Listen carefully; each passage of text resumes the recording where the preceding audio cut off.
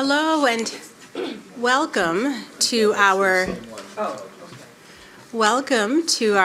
Board of Education public hearing. It is Wednesday, March the 23rd, and we will get started. And as we know, this is an opportunity where we're able to hear comments in regard to the budget. We are in the midst of our budget season. We certainly have had already our budget presentation, and we will have our budget, we had budget workshop number 1 and budget workshop number 2. So we will certainly go into that after we hear public comments. Before we do that, let us start first by having our roll call. Charlotte. Dr. Chang. Mr. Goldman. Here. Dr. Harris. Present. Ms. Nazarella. Present. Ms. Poland. Here. Dr. Steinberg. Here. Dr. Thomas Farquharson. Here. And Dr. Chang is tied up at this time. He's on his way. He does extend his apologies. Gail, may you lead us in the Pledge of Allegiance, please?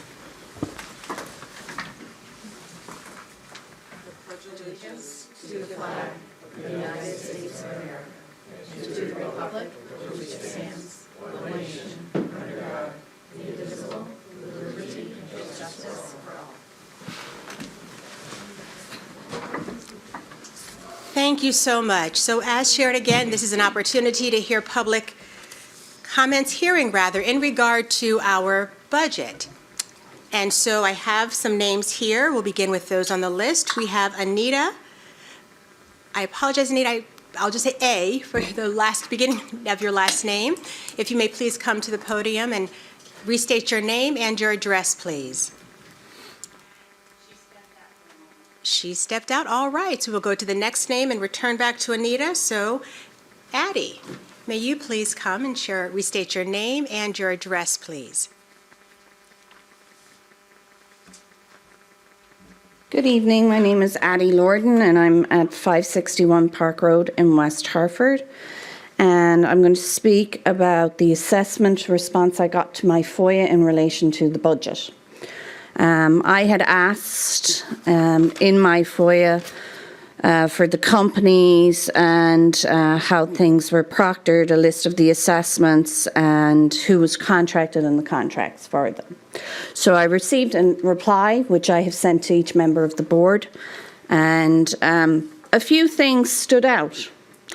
In the response I got, it stated that there were 9 invoices attached. However, out of the 12 documents, we had 2 lists of calendar dates, a letter, a cover letter, 2 quotes, a purchase order, a non-complete invoice, and then a couple of more invoices. So it was not complete or accurate. I asked about the in-view at the last Board of Education meeting and comparing the information that other parents got in relation to expenditure, and the answer I got in FOIA, I got one side of an invoice. There's actually 2 parts to it, so that was incomplete. This is from DRC, and it's the in-view assessment, which is basically an aptitude test given to all 3rd graders. Nobody can tell me why. It's supposed to be going through Quest, but Quest has not used it apparently in years. Under the expenditure spreadsheet that has been issued to other parents, this DRC is entered under tests and also instructional improvement. So is it a test? Is it a teaching aid? Because there's over $10,000 going to this alone. Out of the other documents I received, one was a quote from Renaissance. There's also a purchase order, but the invoice is missing. When we compared it to the printout that other parents were given, there was no mention of Renaissance. Renaissance is an online subscription for the middle and high schools. So there are quite a few missing pieces that parents are being given. There are quite a few discrepancies in the expenditure and the accounts that parents have been given, and it raises questions as to the accuracy of the documentation that we have and also the accuracy of the numbers in the budget. So I will remind the Board of Education that you are agents of the state, not agents of the municipality. And it is your responsibility, being voted for by the people and for the people, to make sure that there is no doubt in your mind as to the accuracy of the numbers that are being given to you. And if you have any doubt, please do not vote yes for this budget. Thank you. Thank you. And I also want to thank you for presenting within the 3 minutes. I did not state that prior to, so thank you again. And all future comments, please be mindful of 3 minutes per person, and Charlotte will hold up a yellow card when 1 minute remains and a yellow card when your time is expired. So thank you once again. We will return back to Anita, I believe. Yes, if you can, as you approach the podium, once there, please share your name and your address. And again, we're receiving public hearing comments in regard to the budget.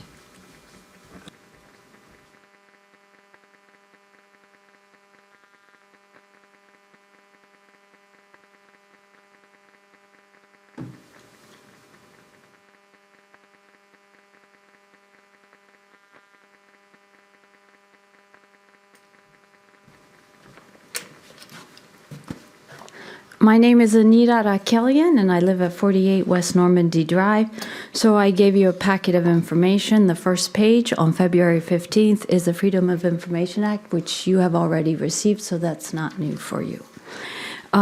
So on the second page, as you will see, is the response from Claire Lauture in response to the Freedom of Information Act.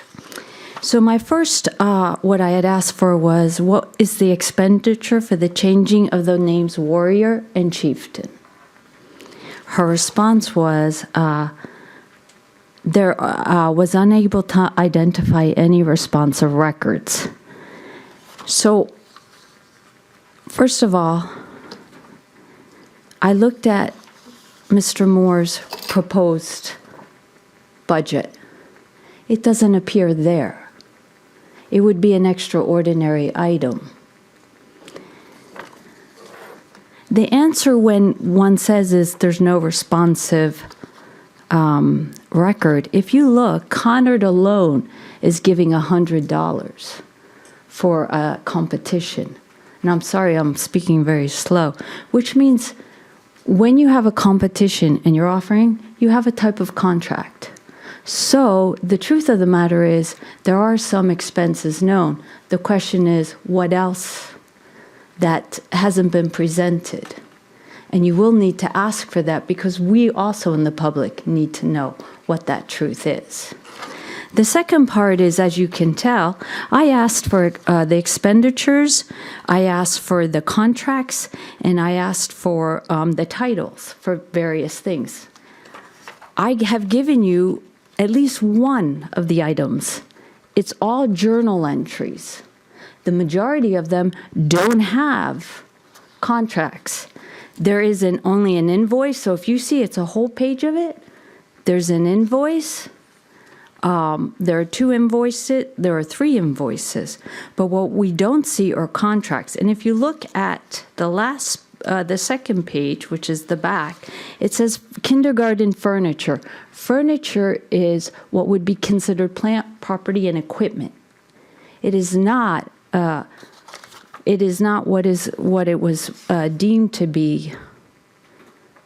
What is this? Instructional improvement, which is to say, you're going to be voting. You're going to be voting on a budget in which we have not really been given. Asking freedom of information, we have not been given supportive documentation for the journal entries. When one votes for a budget, one has fiduciary duties. Once you vote on it, you will then be held responsible for it. So with that, I will conclude. Thank you. Any other individuals here to participate in the public hearing regarding the budget? Once again, one last time. All right. So we will formally pause on the hearing, conclude rather the hearing, and make our transition to Budget Workshop number 2. And so first off, want to thank the executive team for what you have presented to us thus far, from the initial presentation of the budget and the Budget Workshop number 1, going through all of the items. We've had time to review, reflect, questions have been asked, and responses have been given. Thank you so much. So we are here to continue that discussion with questions that teammates here may have. And so as the team gets settled, would you like? Sure? Okay, all right. Mr. Moore, first we'll see, is there anything you would like to say? Nope, just thanks for the questions ahead of time. Appreciate that. Gives us a chance to go through it. And thanks to the members of the team, especially Liz, who put together a lot of those numbers over the past few days as we put this together. But ready to move forward. Nothing tangible has changed from the state or otherwise from the budget. Thank you. And so, team will pass it to you and we'll follow suit. We're here to answer any questions that you might have. It's All right. your show. We'll receive it back. And so, teammates, I'm sure there are, but questions you may have. This is our time to ask additional questions or ask for elaboration on questions previously asked and responses received. Questions, comments, thank you. You printed? Yeah. Did you print? You did? Oh, yeah, okay. So pardon, thank you so much. What we are reviewing here, thank you, teammates, greatly appreciate you for ahead of time reaching out to Superintendent Moore with your questions, and thank you so much, team, for thoroughly responding to those questions. So that's what we are reviewing here. And Claire, yes, you have a question. Yeah, I don't know if you have the information, but there was some talk before about public relations or somebody with PR or marketing. Do you know, with a district our size, is that typically something that school districts have, or how common is it? We're the largest district in the state to not have any public relations allocation. I know of a couple years ago, I bookmarked it at of the top 18 districts. We were the largest, and we were the only one of the 18 not to have that. So it's very common, typically about $100,000 budget item when places have that. It depends on how the office is located, what goes under that in terms of, so if you did that here, I guess the closest thing we would have that some people would consider that is we have a stipend for a webmaster that does that, but that's a separate part of their job, so. So in short of not having that position or funding, has there ever been anything where teachers are encouraged or some kind of press release proposal avenue is, and the reason I asked, part of my MO was marketing background for 20 years before I became a teacher. And so with tax increases and some of our residents not having kids in the school, unless you follow the Board of Ed or have a kid in the school, you don't know about some of the great things that are happening. And those teachers are the ones that can tell those stories and giving them a path. And I think we're at a shortage of good news in the world today. And it might be a way to not have a position, but allow teachers and students to toot their own horn in a way that some of the press, it's just an online form you fill out. And I typically did it monthly at Duffy, but it's something that might help the public in general understand more about what the district does, short of hiring someone. Other questions? Ethan? Yeah, That's okay. I All know I know in the first budget workshop, towards the end, we were discussing and looking at the potential for kind of building into the budget a new pupil services department supervisor. And I guess I was just wondering, given kind of the current vacancies that we have, is that something that would be a feasible, addition to our budget? Because, I mean, given the current state of the world and all of the mental health concerns and the fact that we're kind of a destination district for special ed, it is a tall ask of one human being in such a large district to be able to meet all of the needs of all of the special ed students and families. So I certainly think it's a worthwhile position to explore. I just didn't know if it was something that we could discuss here and see how that would be a feasible addition to the budget. Yeah, Melissa, why don't you explain how the different department supervisors for special education work and how it's divided up and what we would do with another one? Sure, absolutely. So we have 6 current department supervisors in addition to myself.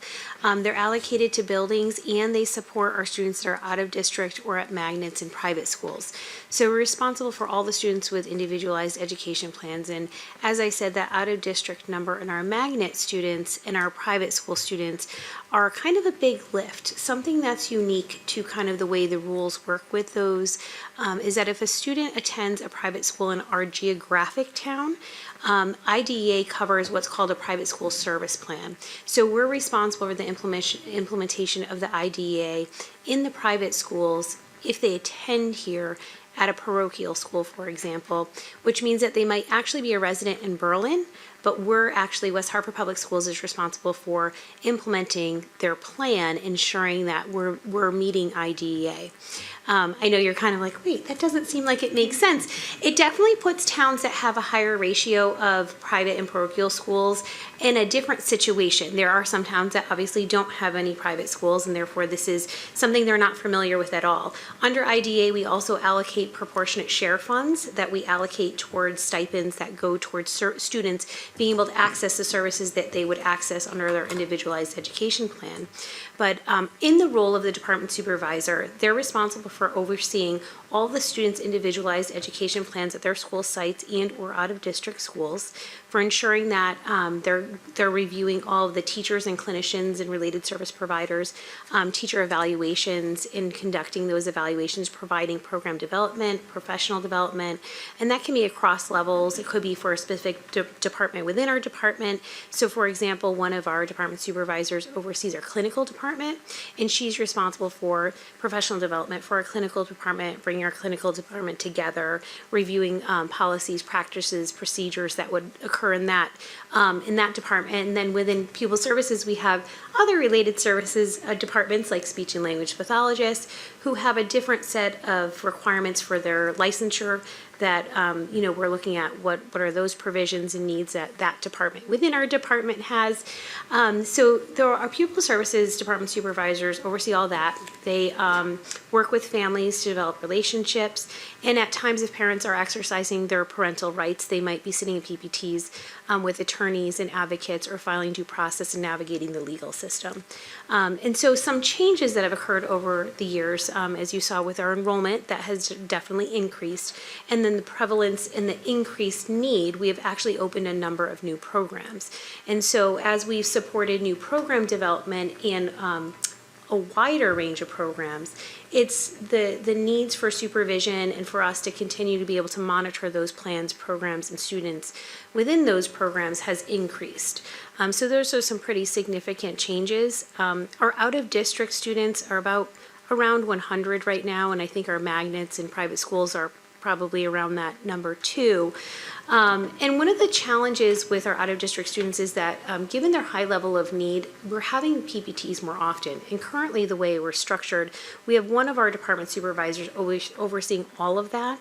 And with 100, we have an annual review every year, plus a PPT, anytime we might need to for program revisions, to meet student needs, to respond to a parent request. We know that those meetings are happening more often for those students, as they should, so we can continue to monitor their progress and respond accordingly, which makes it very challenging as she's the only one who oversees those programs. She doesn't have a team that responds with her. We use our school-based teams if we need a clinician to come to a meeting, for example. So that can be very overwhelming overwhelming because there's just only so many hours in a day. So we know she's having at least 200 meetings a year. That doesn't include anything beyond the annual review. Sure. One of the things that, and Melissa's folks are the hardest working people in show business, but one of the things that I think is important that you didn't mention is we've implemented a new program you've heard Eric Dempsey and I talk about over the past couple of years for proactive risk assessments, when we're working in conjunction with, oftentimes with the bridge, oftentimes with West Hartford Police if need be. And we have one of her department supervisors that has been instrumental in developing this with us, and as those have increased over the past 2-3 years, that person's time is even further constrained, and so we recognize the work that she's doing as well with that, and the burden that puts on an already taxed system. My, just hearing you just describe all of that, it's, yes, quite a bit. Ethan, yes. Okay. Sorry, I have a couple questions, not necessarily related to the ones asked before. This is probably me, but I'm still trying to understand the answer to number 2 that you sent me, the difference between the town increase and what the town's reporting as a school budget increase and what you are going with. I was going with your number, but I'd like to understand the difference. Certainly. So by state law, districts are able to, if they have a surplus at year end, take those funds up to 2% of their budget and put them into an education non-lapsing account. That's not something that our district typically does. However, during fiscal year 19-20, when we had the pandemic, certainly we shut down schools at the end of March, and we had significant budget savings as we worked out agreements with our transportation companies and some of our other contractors and vendors. And so we ended up having a surplus that we were able to put into an education non-lapsing account. It was approximately $2.2 million. We had a planned use of those funds over 2 years. So $1.75 million in 2021 and $750,000 in the current year. So those funds are put aside in a fund other than the general fund. So when the board adopted the budget for the current year, they adopted the budget for the general fund, and they agreed that they wanted to use the remaining $750,000 that was in the Board of Ed non-lapsing fund. So the budget you adopted was the sum of those two. Okay, so that's And that it. came to $176,000. Got it. When, So I'm sorry to interrupt. I was just going to say, when the town adopts a budget for us, they do not have authority over the non-lapsing account. That is strictly under the board's authority. So they only had to adopt the portion that was going to be charged directly to the general fund, which was $750,000 less than what you adopted. So they adopted the general fund portion. Therefore, when they are measuring the increase for the upcoming year, they're doing it over the amount that they adopted solely from the general fund. But what we're looking at is the total amount that you appropriated, regardless of the source, because originally those funds were appropriated in the general fund, and when our auditors report them, they will consolidate those two and report them in our financial So statements. that's a one-time or two-time Exactly. non-reoccurring. Exactly. Okay. This is the last year that it will happen because it's not our practice to use a non-lapsing fund. Okay, got it. Thank you. Next question. Medical, when you did and I appreciate the bridge schedule for me. You showed $1.5 million medical decrease in Yes. cost. I'm trying to understand that because I couldn't tie it out. Nope, that's In fine. Schedule D. Yep, so what that is, our insurance premiums, the estimate that State Partnership Plan gave us this year actually results in an increase in our premiums by a significant amount this year, which has not been our experience in the past with the State Partnership Plan. We've had very low increases. In fact, one year we had a decrease. However, this year, because things are catching up with the pandemic, they had a significant increase. In order to Can I offset just back up? When you say this year, you're talking about fiscal year '22 or fiscal year '23? 23, I'm sorry, for the upcoming year, No, they've it's given fine. us a large projection, large projected increase. So in order to offset that, what Tom proposed in his budget was to use a portion of a health reserve, $1.5 million, in order to offset that increase. And that's what that reserve is for. It's, in times when we have volatility in those types of expenses, we're able to utilize these funds in order to minimize the budget increase and to minimize the tax impact to our residents. So a follow-up question, and I didn't ask it because I didn't know what this was. Of course. How big is the reserve now, and how big will it be after you take the 1.5? I mean, I can do the math, but. Yep. So at the beginning of this fiscal year that we're currently in, that reserve was $15 million. Okay. And we will use a portion of that, as I said, the 1.5, which will still leave us a balance for two reasons. One, when there's future volatility, we use that fund to offset that so that we don't have big spikes in the budget. Number two, we have what's called an other post-employment benefit. So as you know, when employees retire, they are eligible for a pension. And we measure our pension and we make contributions to that. One of the other benefits that employees are entitled to is health insurance for a short period of time between when they actually retire and when they're eligible for Medicare. That varies by contract. For most of our certified teachers, they actually go to the state plan, so there isn't a large liability.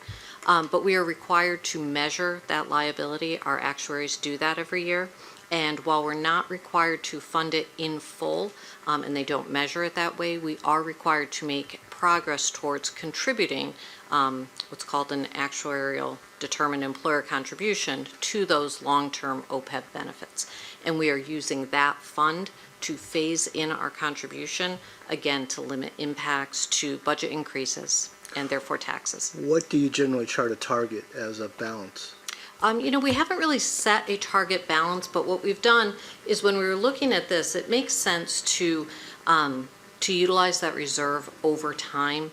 One of the dangers of using a reserve as kind of a one-time offset is that you then create a big hole for the next year. And so what we'd like to do is use the 1.5 this year and then step that down probably over a 5-year period so that we show a responsible use of the reserve and so that we minimize any future impact. So this is not a one-time recurring at the best of your knowledge at this point? Certainly, that would be your ultimate decision, but I would recommend a multi-year step-down use That's of fine. this reserve. Trying to get a gauge. I don't need it now because it's not a fair question, but is it possible to show the 1.5 relative to Schedule D? Schedule D. Just the budget summary expenditure by object, Oh, of course. Okay. Yeah, I'm happy to. because I don't expect you to have that right away. The next question, if I can keep going, or Let me just see if there's anyone else, and then we'll come back. that's fine. All right. Anyone else? On this topic or on other topics? Is your line of question all in sync, or is it I get different questions. different ones? All right, any other? Yes, Claire. I just wanted to go back to the special education position.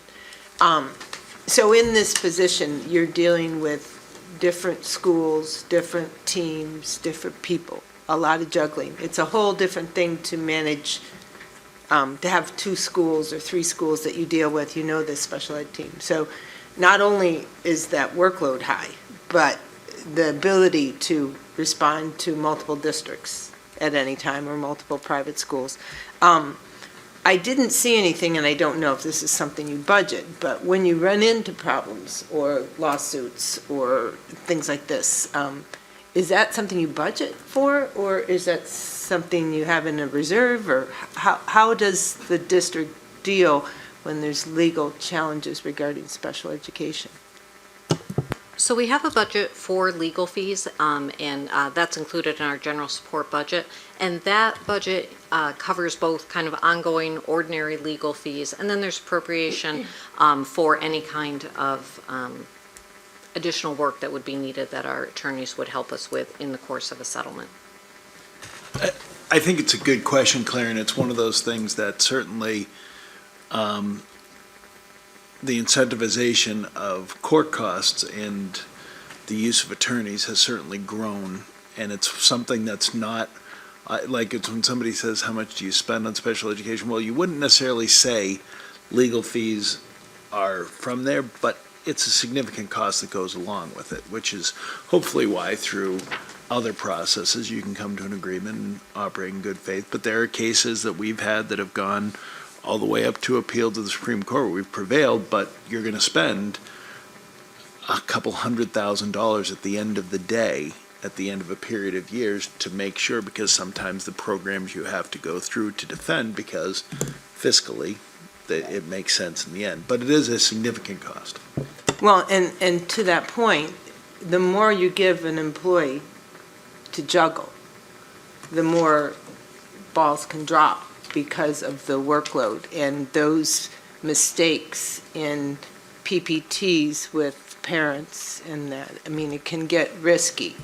So it's not just about the workload, but it's also about being proactive about not making those mistakes that then could lead to legal challenges. Yeah, special ed has become a paperwork pitfall located place where a missed crossed T or dotted I. I don't know, you can talk about the FOI process that we see there. Yeah, federal laws and state laws are changing all the time. I think that Claire, you kind of hit on it. The team members we have, I'm sure you have been able to meet them over the years, are phenomenal at what they do. They are very dedicated to their craft and work all hours, all days of the week, and are always looking to make sure that they're supporting teams and adhering to those federal and state laws, rules, and regulations. And certainly when we get to a place where we're in disagreement, it becomes more challenging to work through a disagreement and partner through the disagreement. And it can be very heavy in the paperwork, even through the disagreement process when we're trying to get on common ground. If we are FERPA or FOIA requested and we're going through the process with legal counsel, that's time that our educators and administrators are spending reading through paperwork, preparing files, looking for ways that we might potentially be able to find that common ground. But it definitely is a more challenging part of the role, and it's very nuanced, and it requires a lot of time, consideration, and partnership from the department supervisors. Other questions? All right, Ethan, back to you. Thanks. I had asked about the union contract wages, and I appreciate it. One thing, though, was at the top of my question, 16. Is it possible, not now, but follow up, just what is the current percentage increase? I'm assuming that they're covered under a current contract for going into fiscal year '23. So they are covered for the current year that we are in, but Yeah. we are currently negotiating the increases for next year. Okay, so 23 has not been determined. It has not Okay, been that's fine, settled. that's my mistake. All of those they're still in process. So That's we're fine. actively in negotiation. I have included an No, estimate. But But- that's fine. I'm just trying to tie back to the overall average of where course. you're at. Okay. Next question is, in the schedule of budget summary expenditure by object, Social Security has a positive, yet there were 154 less student, well, eight students, 7 students. I was just surprised it went up Yes, by I believe. $134,000. So that, I believe, is following. Excuse me, can I just, I'm sorry to interrupt, but can you share with the rest of us where you're looking so that we can Sure. just schedule- also learn from this process? Schedule D. Well, I think it's D, hold on. That could be, I apologize, C, Schedule C. D's next. And if the first page, and it's budget summary expenditure by object, and at the bottom of the page says Social Security and pension. And the pension, I assume, is what the town did with the pension board. Here, Yeah, thank you very much. Sorry. That's just helpful so the rest of us can also learn from the questioning. So you're right, Ethan. We did eliminate 7 positions this year due to declining enrollment at the high school level. However, on an overall basis, we are seeing a salary increase in total. So the subtotal on page C1 for salaries, you'll see an increase there, and the Social Security is reflective of that increase. that's okay. I just Yep. thought less people, No, I understand but I that. was thinking 154, not 8. So. Yes, 154 would make a bigger Right. difference there. And then, one of the things, general that I'm used to is sensitivity type analysis. So my question isn't so much is where do you see exposure in this budget, given the current rate of inflation and everything going up? Where's the risk? I guess. Certainly, there is some overall inflation risk. I feel that our exposure is pretty limited. In the areas in particular that you think of right now, increasing things like gasoline, electricity rates, those types of things. Because we use a utility services fund, we are really shielded from that volatility. And you'll see when you look at the data supplement that there's a description of our utility services fund there. All of our, we have an energy specialist who handles that for us, a part-time person. And so our bills are paid out of that fund. So our appropriation from the general fund is fixed. Okay. As it relates to gasoline for our vehicles, that's really not a large expense for us. This past year it was about $45,000. We've increased that to $50,000 to cover those costs. Gasoline for our buses is included in our transportation contract. We don't pay for that separately. So while I think inflation overall is a concern for all of us individually, I don't think it will have a significant impact on our budget. That's fair. And the transportation did go up for buses. And I would only add that, although we don't pay separately for the gasoline, we will see an increase as we go out to rebid one of our contracts for buses, and we're certainly seeing an increase across the board, I think, in our labor pool, as reflects the increase that we've asked for as far as substitutes. So it's more a and teaching longer-term assistants. sensitivity. I think it's we're reflecting the society approach. I think it's fair, that's, Social Security. Special education's been our biggest exposure over the years. When Liz first came on board, up until the time that COVID hit, we were having a terrible budget year. As you remember us constantly updating where we are because our costs were so high in different areas than we expected. So that's where we make cuts during the year. So we make cuts from school supplies accounts. When we have an opening come up, we don't fill those openings. So we had that. So that's how we offset those things during the year in times of crisis. We've never overspent our budget in my time in West Hartford, but that year was going to be close at the end. It was just we had so many unexpected special education costs where if it did that, you would go to the town council at the end for a one-time offset, as we've returned money to the town council year after year in our history. Yeah. So There's no room in the budget for it, but I was wondering if there was like a cushion or somewhere. No. that's the thing is that There's no room. Yeah, exactly. Yeah. Then I have one final question, but I should wait till the end. But the last question for this point is my number 4. Well, it's just trying to get grounded on, and I appreciate the information, where I had asked for what had been proposed over the last 5 years, and then what eventually came out. So the first column, I assume, is what was originally proposed. And then By I the was trying to figure out superintendent. 2, 3, and 4. Superintendent, Board of Ed. Yep. No, you're good. Yeah. So right above it, it isn't clear the way the headings came out, but it's what the superintendent proposed, what the Board of Ed adopted, what the town council adopted. And then for the 2 years where we used the non-lapsing account, it seemed meaningful to give Okay. you that information had we not had the benefit of using that That's fair. non-lapsing I account. just didn't know what it was. Yeah, nope, those are the I columns appreciate the going answer. across. Of course. I'm good for now. Thank you. I just have one final at the end. All right, sure. Other questions? Gail? Hi, thanks. I was just wondering if I could get some clarity on 2 things that I asked, and I just want to, it may just be my ignorance, but I just want to clarify something. When I asked what the cost of the SEL program was, it was stated here that there's no real additional cost because it's just part of the curriculum overall.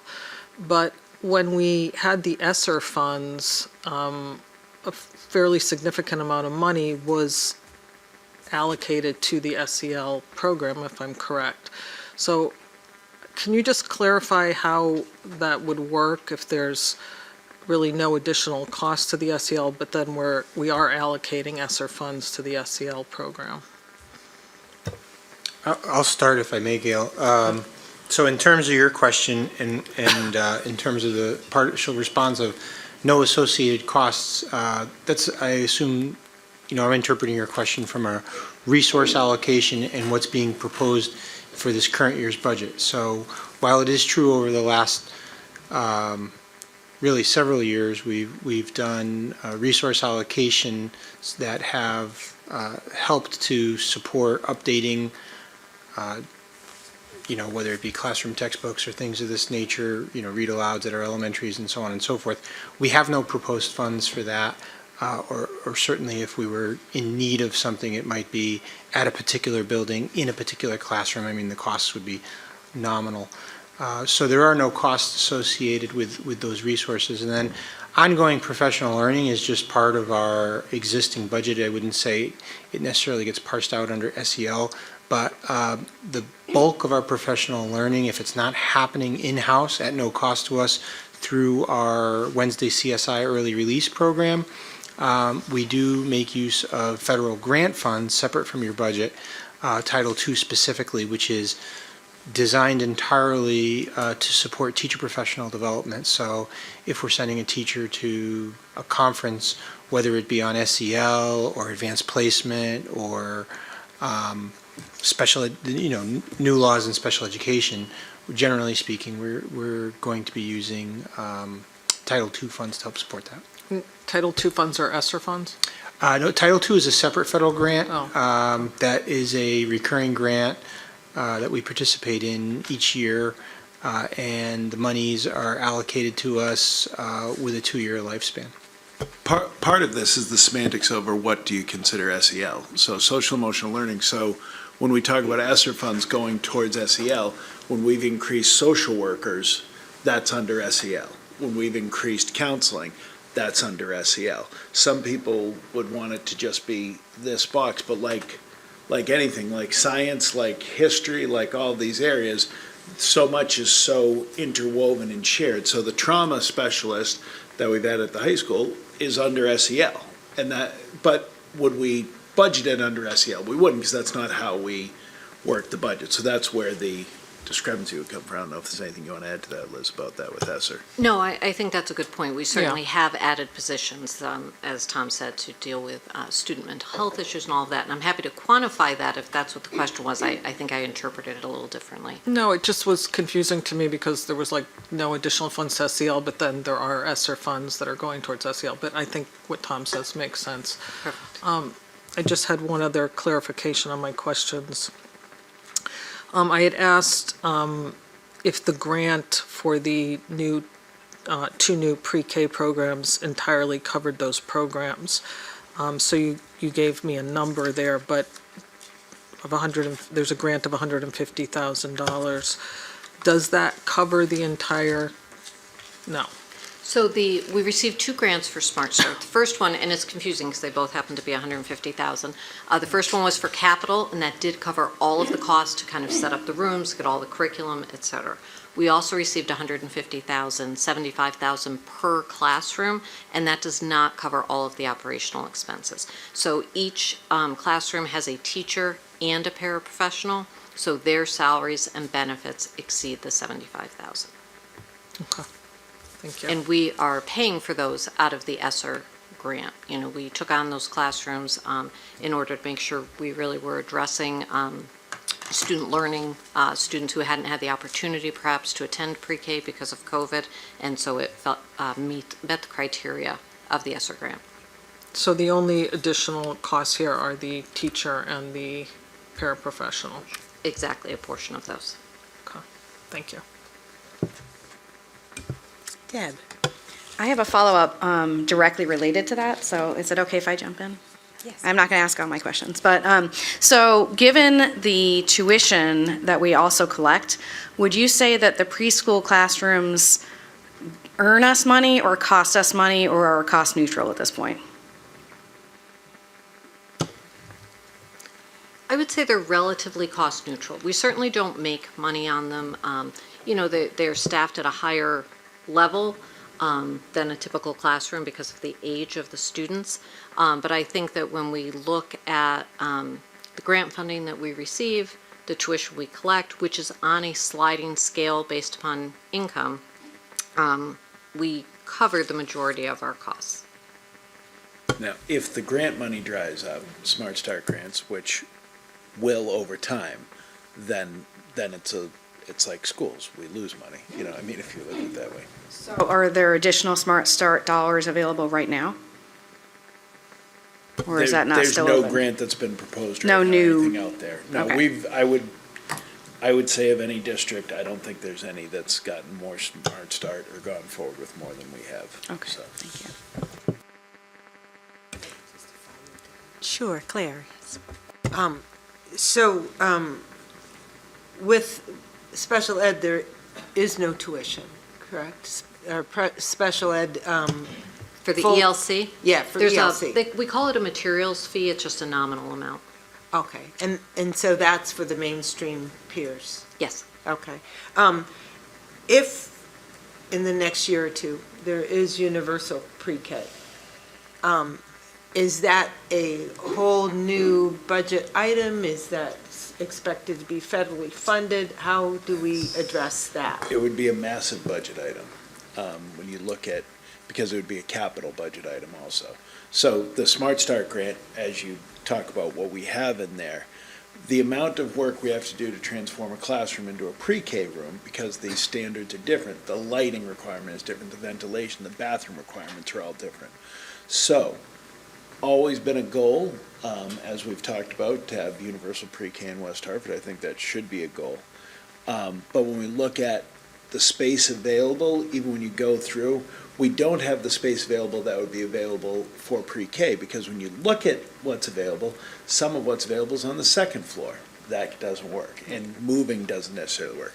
Some is in a basement level, doesn't necessarily work. Some doesn't have an adjoining bathroom, doesn't necessarily work. So you'd really, to go to pre-K, you'd have to look at ideas, and again, I'm not advocating this, I'm just throwing out, like, if you say to me, how do you do this? You'd have to talk about a redistricting, and then creating almost building-based, where that's a pre-K building in West Hartford. I don't know if I'm overspeaking it, Andy. I think, you know, the other limitation, and we've gone back and forth and looked at this over the years, because it has been a goal, we definitely see the need for it, is you're limited by the number of students you can have in a pre-K classroom as well. So each pre-K classroom is limited to 16 students.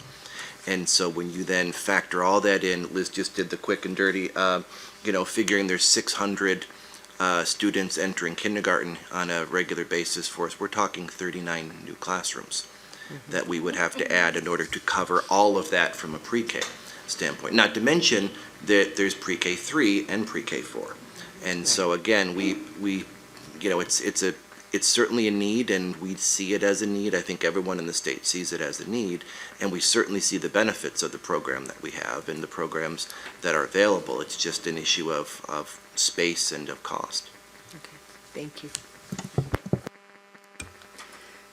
Other question? Well, I know there are other questions. Who would like to go next? Deb.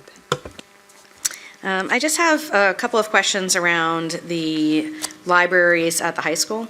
Can we talk a little bit about how the library media specialists are structured? Are they certified teachers, is my first question. And right now, I think we have 3 to cover both high schools. So is it like 1 at each high school and 1 who travels?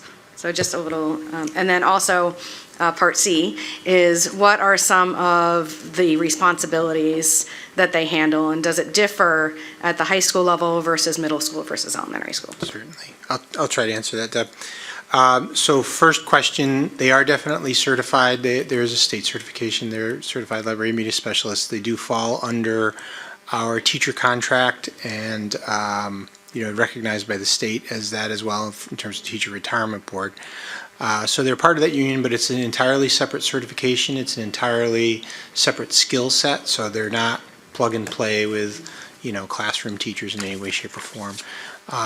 Very highly trained and excellent at what they do. The staffing, which I'll get into, is the last part of your question, I believe.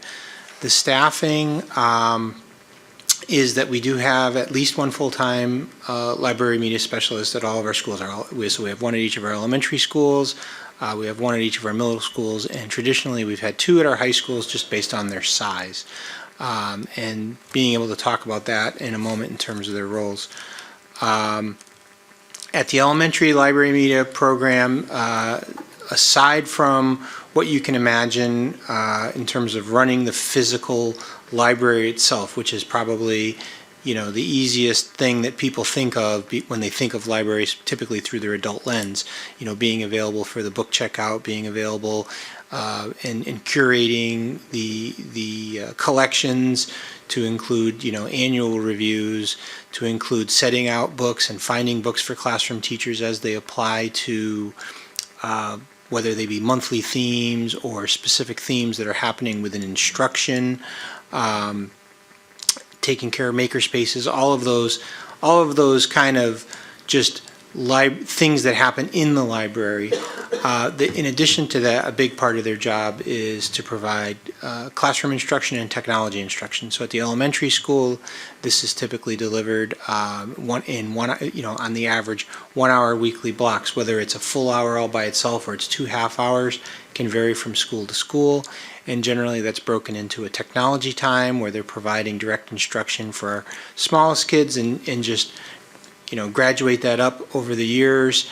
That use of technology becomes instruction in appropriate and responsible research practices and really helping our students to understand the difference between what's a scholarly website and what's, you know, I don't want to say Wikipedia or, you know, something that you couldn't necessarily presume is going to be 100% factual.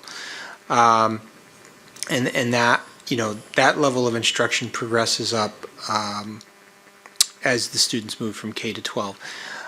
In addition to the tech time, they'll have other instruction just on the library skills curriculum. Whether that be, you know, how to find your just right books at the young age groups, how to find pleasure reading, the difference between pleasure reading and reading for information, and all of those associated skills. I think your question came down to kind of at the high school level, and as Tom had just mentioned, how we deal with vacancies that might come up during a school year after a budget's been passed. And so we did have a vacancy that came up at the high school level specifically, where, as I said, we have two library media specialists generally.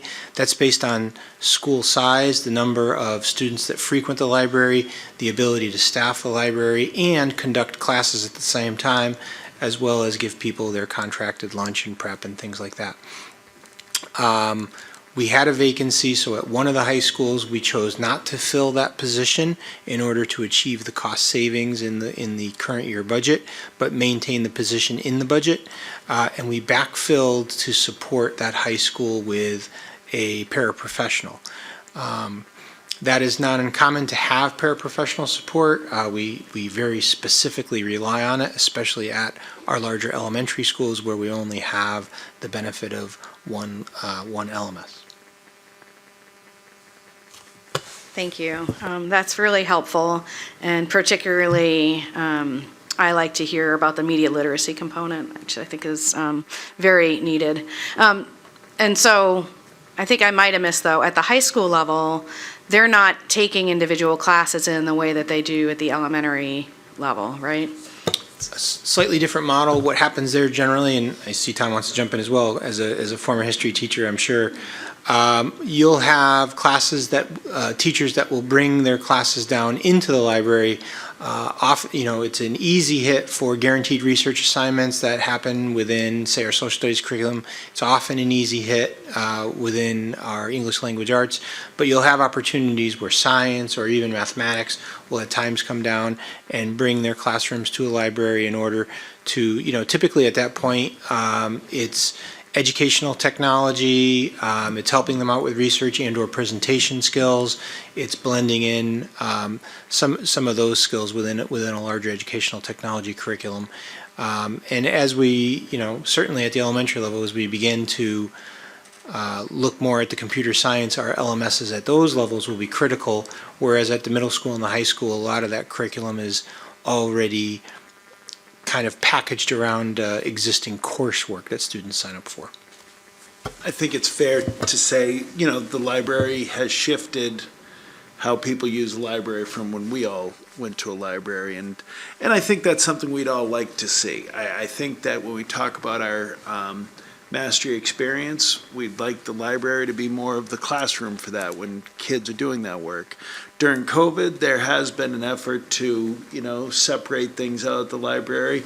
I'd like to see our libraries not necessarily be silent spaces. I'd like them to be workspaces for students together. That's the way the working world is becoming, and I think that's a shift that has to happen at our libraries also. Thank you. Other questions? Jason. Hello, everyone. Sorry for being late. Let's see. So, I wanted to ask two questions that I didn't share earlier. One is about field trips. I'm guessing that with changing conditions now, that there are greater possibilities for field trips, for off school experiences outside of the school, and I'm wondering if those are budget items or how those are funded. I'm guessing some of them might also be grant funded or from the foundation. So could you give a sense of whether that's on the horizon to think about re-engaging in field trips and these kinds of learning experiences, and where the funds for those come from? No, that's a great question. In fact, we have gone ahead and authorized that this is back on. We do have groups that are doing field trips not only within West Hartford, but also science museums and such. We're also being able to we bring in a lot of the field trips, especially at some of the elementary levels where it's harder to get kids onto a bus and all of that. We tend to try to bring a presentation in, and so that's back on.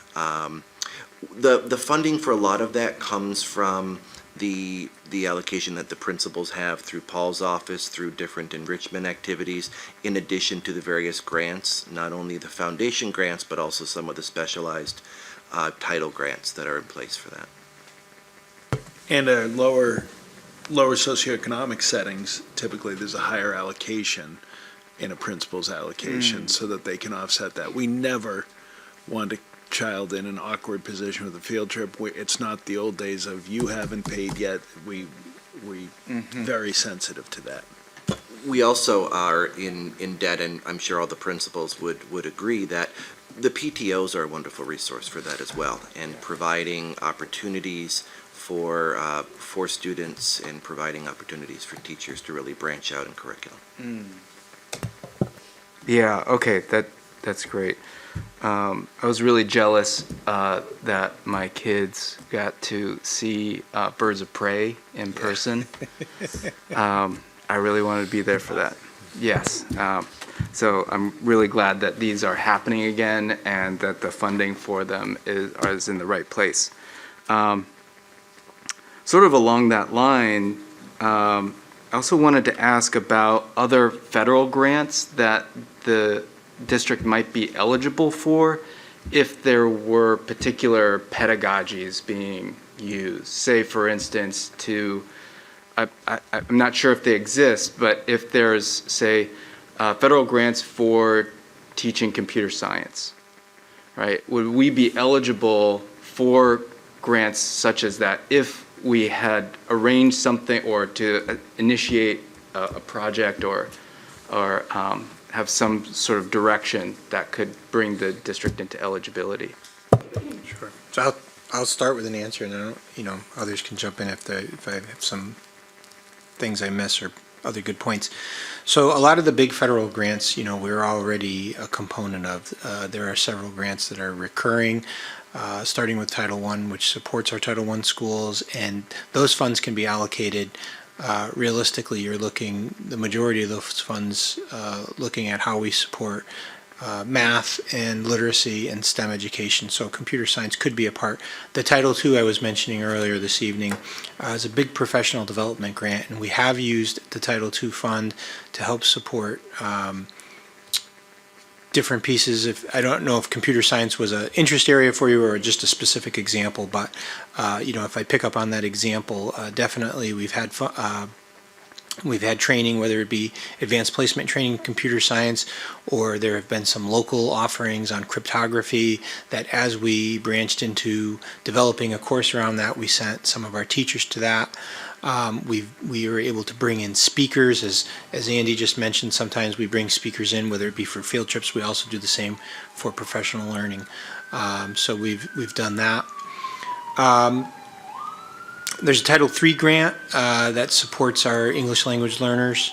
There's also a bilingual grant that comes around that we often qualify for, that helps support students that are in our bilingual education programs, and the identification of those schools can vary from year to year, but typically it's 2 of our elementary schools, maybe one of our high schools gets picked up every other year just based on student enrollments. There's a Title IV grant that's come out recently. That one is more narrow in terms of its focus. It's been specifically related to supporting achievement for underrepresented groups. We'll do some tutoring and some specialized programs out of that. Our alternative high school has made good use of that grant for funding. And then, of course, there's the Perkins Grant, and the Perkins Grant is a big grant within career and technical education. They use a lot of that funding for not only professional learning and coursework, but some of our equipment and resources. Years ago, when 3D printers were the big thing, we were able to find those as we get into different robotics and greenhouse labs and things like that. A lot of that money comes through the Perkins Grant, and certainly computer science is, I would imagine, a space where that comes. We're always on the lookout. I think Tom's probably got like 5 more on the tip of his tongue. Well, it's just, so there's the big federal grants, and then there's the ones that are always going through, and I just know because I have to sign it. Well, Liz comes down and reminds me to sign off on them. But I'd say Dr. Haskins might have written the most individualized grants of those kind of $10,000 to $20,000 grants over the past couple of years. And Rosine, do you want to mention the student grant opportunity from the governor's office that you've spearheaded?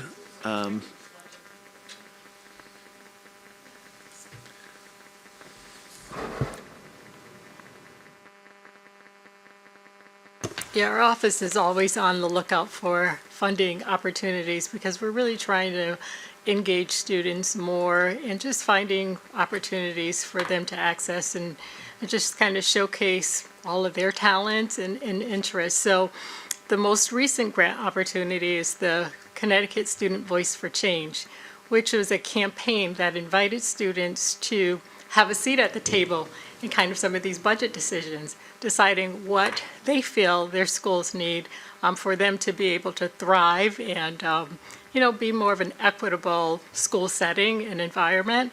And so students had this opportunity to be a part of training and consultation on some ideas to kind of brainstorm and really reimagine like what an equitable school could be like for them at the high school level. And so we had 4 proposals that went through that were approved, and it was highly competitive. 4 proposals, 2 from each high school.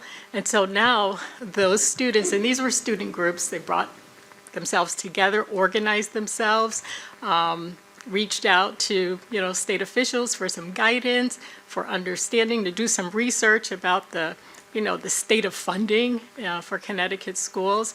And so now they're campaigning around those budget proposals that they've submitted, those ideas for their high schools. And the voting process will begin next week. So more to follow on that. I'm going to capstone it with one more example, just because you mentioned computer science, and it's a UConn grant that UConn actually got that we were named as a partner in to develop units of study for distribution across all high schools in Connecticut in and around artificial intelligence. And so Jackie Corselli, who presented to all of you, we don't own that grant, UConn does, but she was solicited to be a partner from West Hartford Public Schools to help develop that. So as Dr. Haskins mentioned, and her office is busy, we're always looking for those individualized, sometimes smaller case, and they're really, really great things that come out of that, not to mention, the support of our foundation for West Hartford Public Schools, which does great work for us as well with mini grants. I just wanted to mention as well that in our summary section on page C7, it kind of does some summarizing of the budget. The top is our general fund portion, which is supported by the town.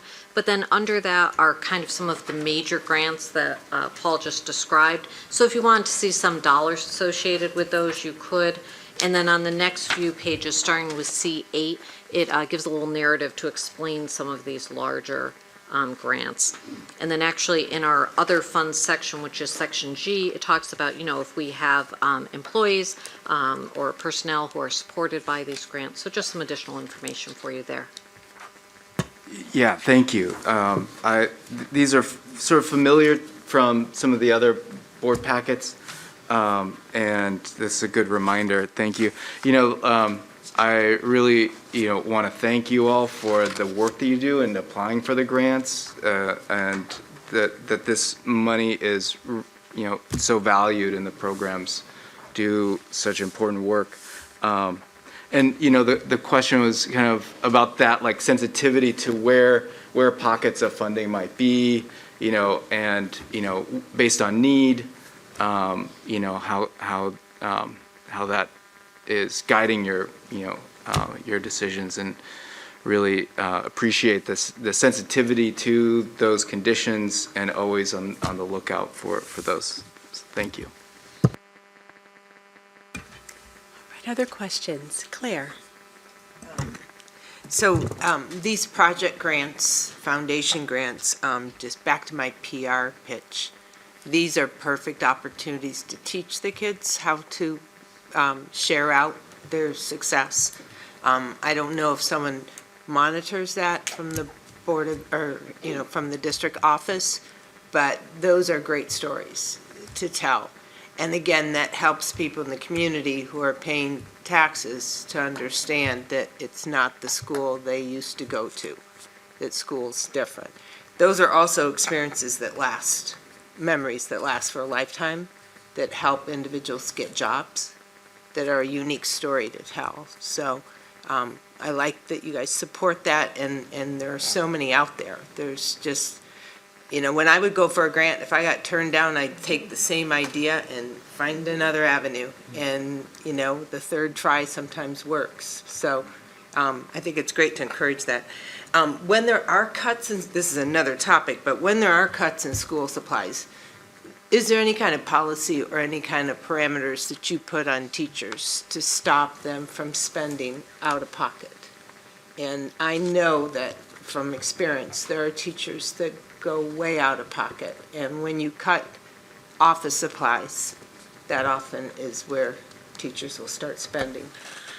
Yeah, all of us here have been teachers and certainly have felt that pain. We don't make cuts to copies. We don't make cuts to paper. We don't make cuts to, you may see cuts to field trips. But it's really left up to the principals and the discretionary fund in terms of what that school needs, more than it is any dictate from above, because we feel like they know best what's happening at the local level. And I just want to add, I know Andy said this earlier, I think, but really an opportunity for a gigantic thank you to our parent-teacher organizations, because working with schools, I know that principals, PTOs will ask principals for teacher wish lists, supplies that they can't necessarily provide, or maybe just things that are kind of above and beyond, and the PTOs are so generous with that I know it's just very appreciated. Nothing, we certainly want to provide for our teachers in our budget, and I think that we do a good job of that, but wouldn't want to miss the opportunity to give our gratitude. Other questions? Deb? Thank you. Going back to the vacancies, and for those around the table, this was a question I had asked via email earlier. So how long has the social studies department supervisor position been vacant? 2 years? Yeah, we had Chad, Dr. Chad Ellis, who's our current, principal at Bristow, had initially accepted that position as an interim position and out of the social studies department, just based on, certainly his qualifications and experience. And that interim position got extended and eventually moved into a full-time position doing such an outstanding job over there. But in the meantime, we always had the hope to and the plans to fill that to support our social studies department. It's been a big lift. Jessica Blitzer's been doing outstanding work for us, but during that time, certainly during COVID, during periods of great change in our society in terms of our civics and all the rest, it's a tall order, and there's a lot of work to do. Things that we've undertaken within the social studies department just over the last couple of years have included, piloting the new course in African American, Latin American history. We are looking at some potential new AP offerings that will relate specifically within social studies, and so lots of continued work to be done within that area, but. Yeah, I think we all anticipate and see the need to fill that. As a matter of fact, Julio's posting that either before the end of this week or the beginning of next week. And we assume we'll have a very strong candidate pool for that position.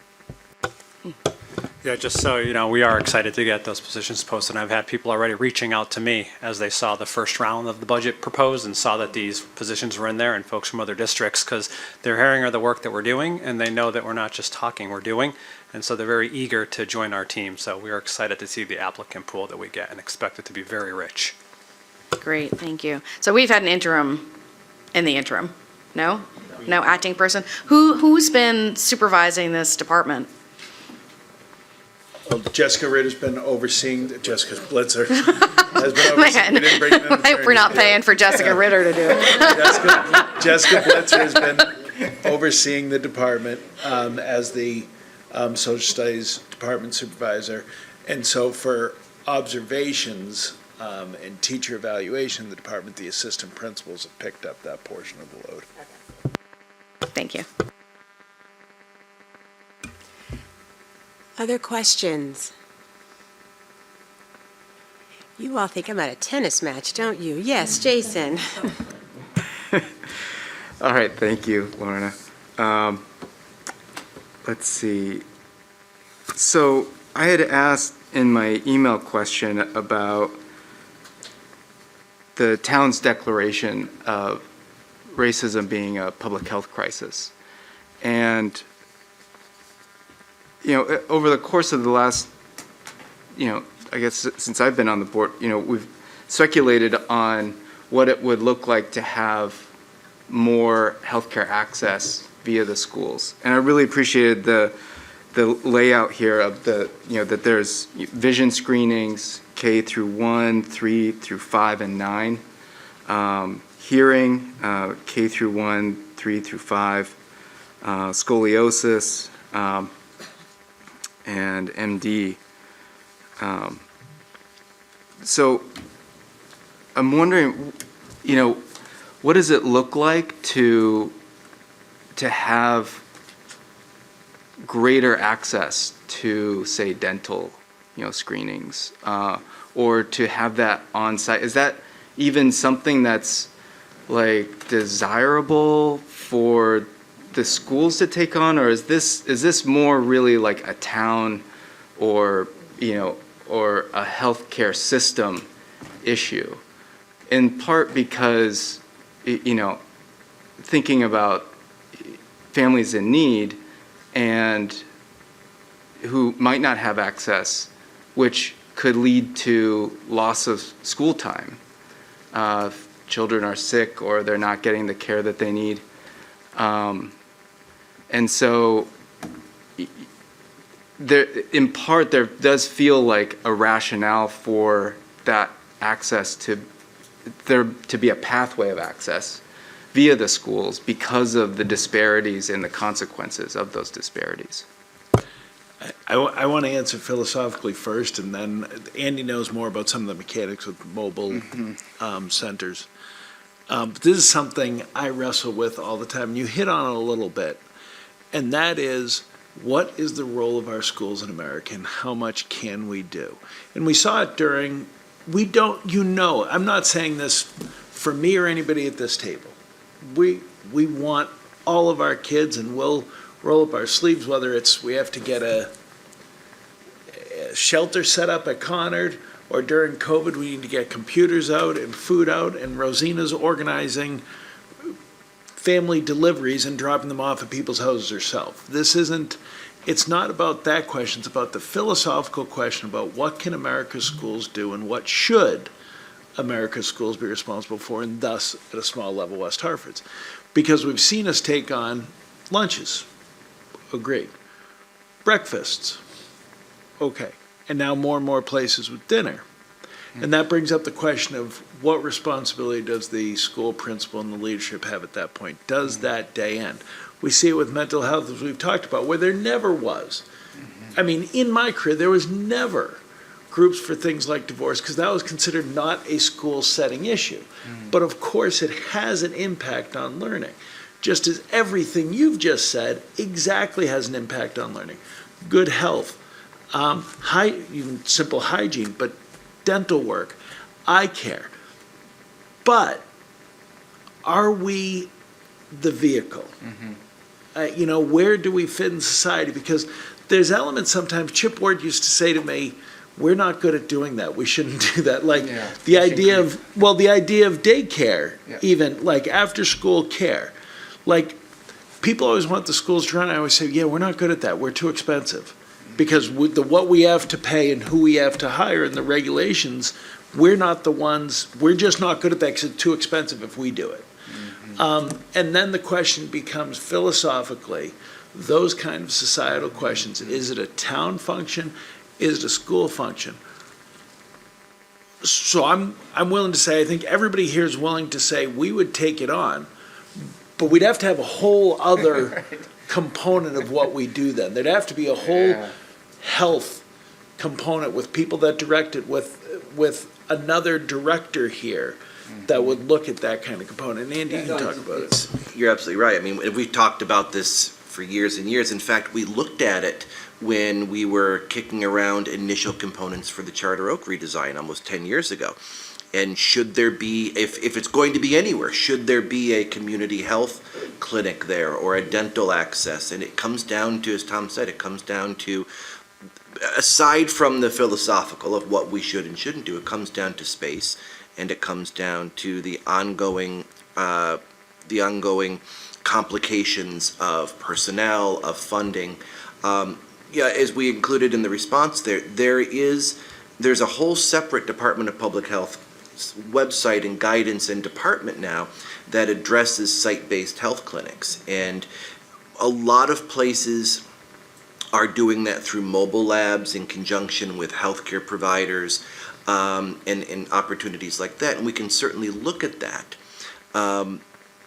You could also make an argument, I'm not trying to put more on the town, but as the town is in the current initial phase of collecting ideas for the St. Bridget's property that they purchased, and they're going to be, I believe they're calling it a community services hub, is what they're anticipating building there and designing there.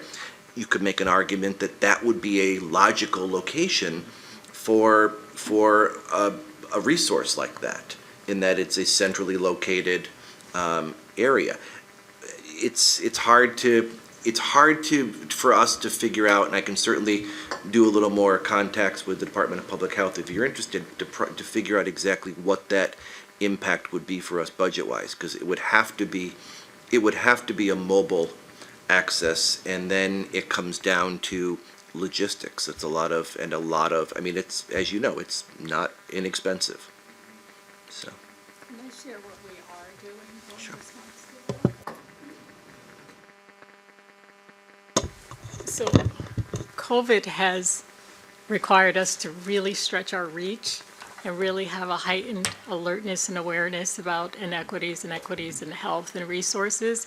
And so I'm grateful for the adoption of our family services social worker in the Office of Equity Advancement, because one of the roles or functions of her role in my office is connecting families with various resources. We're tracking families that we discover are uninsured or underinsured and helping them to access, health insurance like Husky, helping them to access SNAP benefits as well. We're connecting them with mental and physical health resources in the community, those that will take them, whether or not they have insurance, helping them to identify BIPOC providers, multilingual providers, as well as connecting families with housing resources. We experienced a number of families throughout COVID who were displaced, and finding through the grab and go, our grab and go centers were multi-operational centers and satellites that provided a connection and reach to families that were not knowing where to go for those types of resources. Housing, employment services, we've taken that on too. We've been working really, really closely with the West Hartford Social Services. We have kind of a referral type of procedure for our school social workers and clinicians to reach into our office to seek support, because they're on the front lines working with families and they just don't have that extended time to be out there scouting resources and bringing them into the community. So we're continuing to do that, and I'm just really, really grateful to have Shayna Gray be a licensed clinical social worker in the Office of Equity Advancement. And I also have the added benefit of having Dr. Scott Ratchford, who by nature is a school psychologist and partners with our families at our community resources as well. So that is kind of the way that we're doing it, and we're tracking it so that we can report on need and, the feasibility of offering those types of resources in our schools or maybe in a satellite area of the town.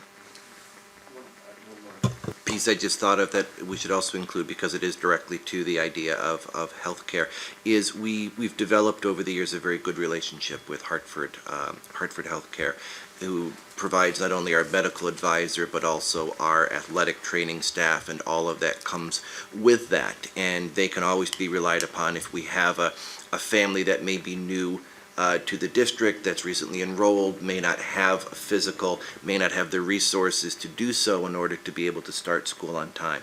They're always willing to help us with that, and we're always willing to have people reach out from Hartford Healthcare, and they've been very helpful with us. Yeah, guys, thank you for this.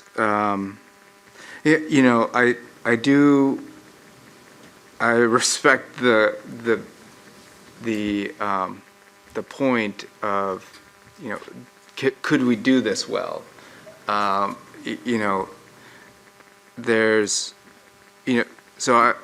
Seeing conversations like this, say like at UConn, where we've seen the need for like a welcome center in Hartford that would be able to direct people to different places but is that something that we could do well? And we're not quite sure, and so I think that how, it seems like what can be done is being done. And I hope in this phase of growth in the town that there is an investment in those kinds of capacities and infrastructure, because everyone's going to benefit from that. So thanks for the answer.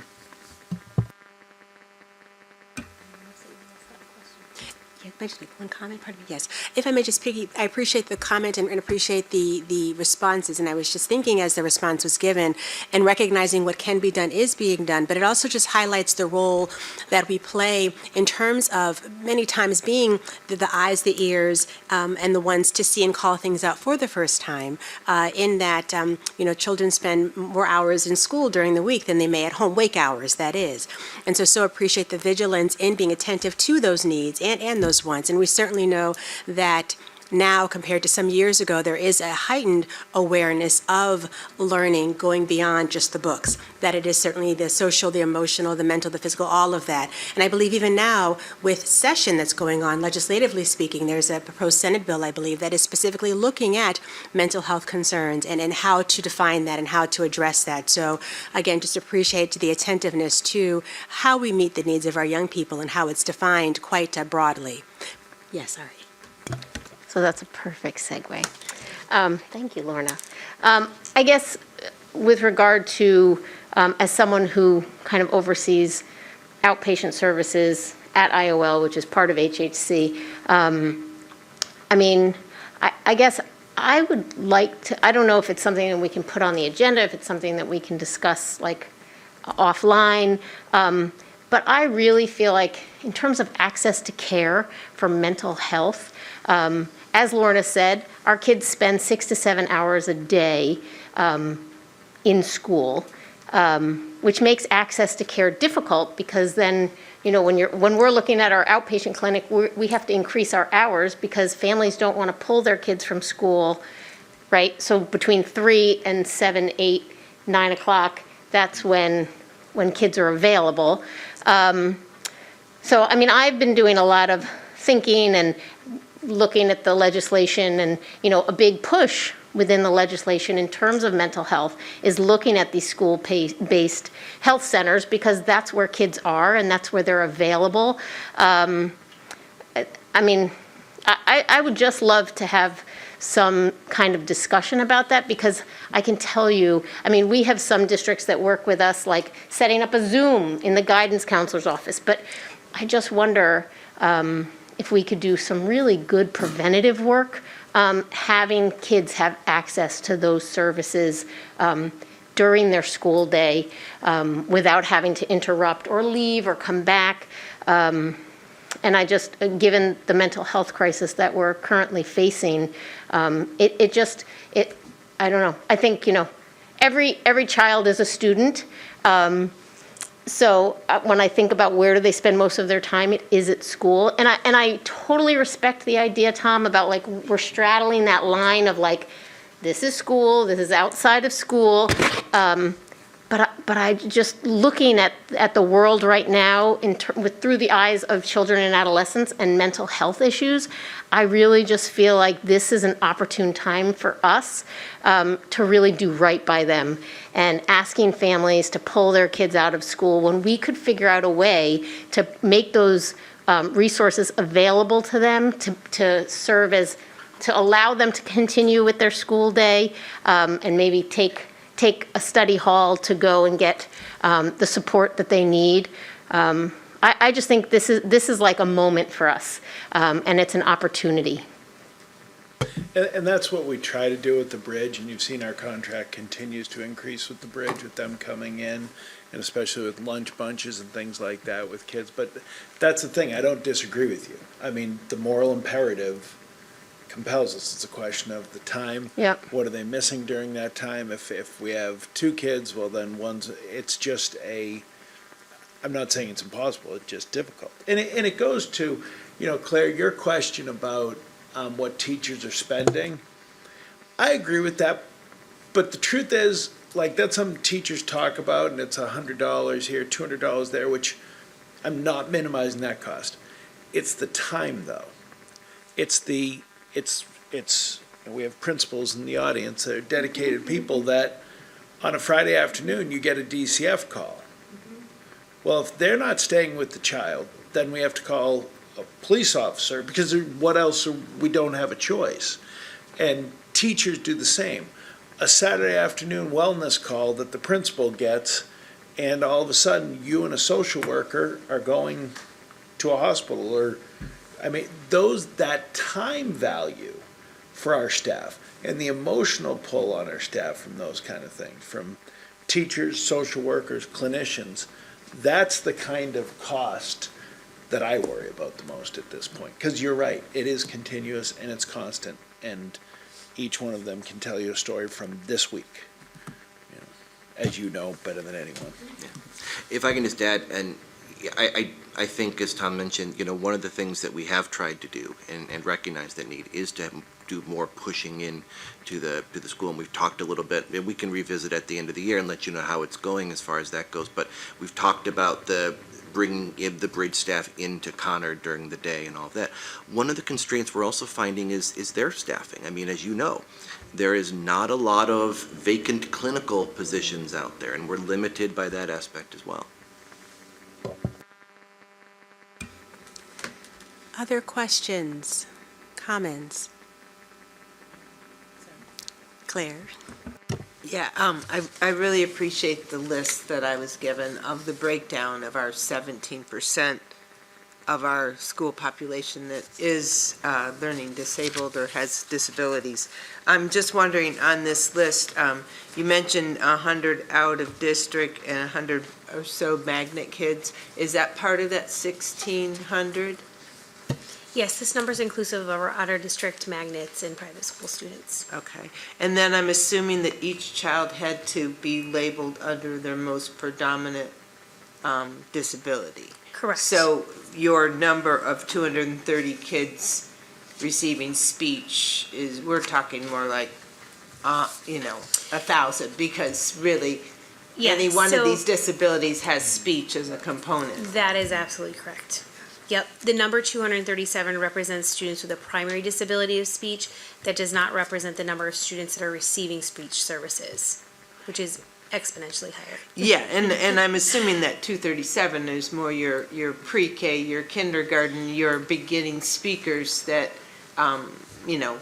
could grow out of it, but yet your speech for the other disabilities isn't always It could be speech. So speech and language eligibility criteria looks at a number of different areas within speech. It could be expressive and receptive difficulties that a student might have. It might be fluency, which might manifest in stuttering, stammering, or it could be with articulation.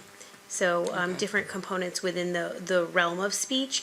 And then any of those can be comorbid with something like a learning disability. There might be the presence of a profile of dyslexia, and there might also be difficulties with expressive and receptive language and or articulation difficulties. Okay. And do you have the numbers, or I'd be very curious, out of the 1,600, how many do go beyond the extended after 12th grade, out of that 1,600, and then have we ever tracked how many go to college out of the 1,600? I can't speak to if we've tracked to college entrance. I know many of our students do successfully go on to college. We currently have a projected number of 55 that will move into our post-secondary transition program for next year, which is a pretty significant increase. I think about 3 years ago it was 25. I go back. So we've actually seen a really sharp increase in the number of students requiring transition services to support their years after high school. Okay.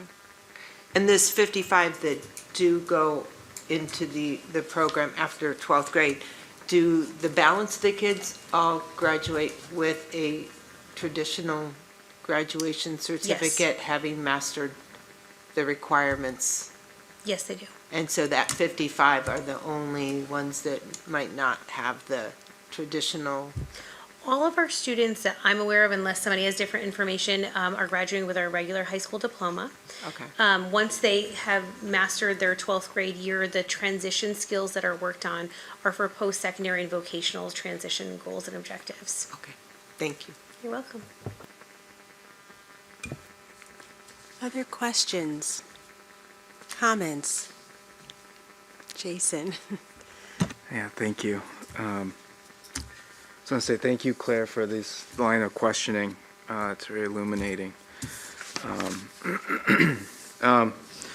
So I wanted to, one of the questions I had emailed was about the language offerings in high school. And looking at the distribution of courses and positions. And can you explain a bit more about the place of ancient Greek and Latin in the curriculum? and how that's structured with the schools, with the in both the high schools. Sure. I'll try to answer. I want to make sure I understand your question, so hit me with follow-ups.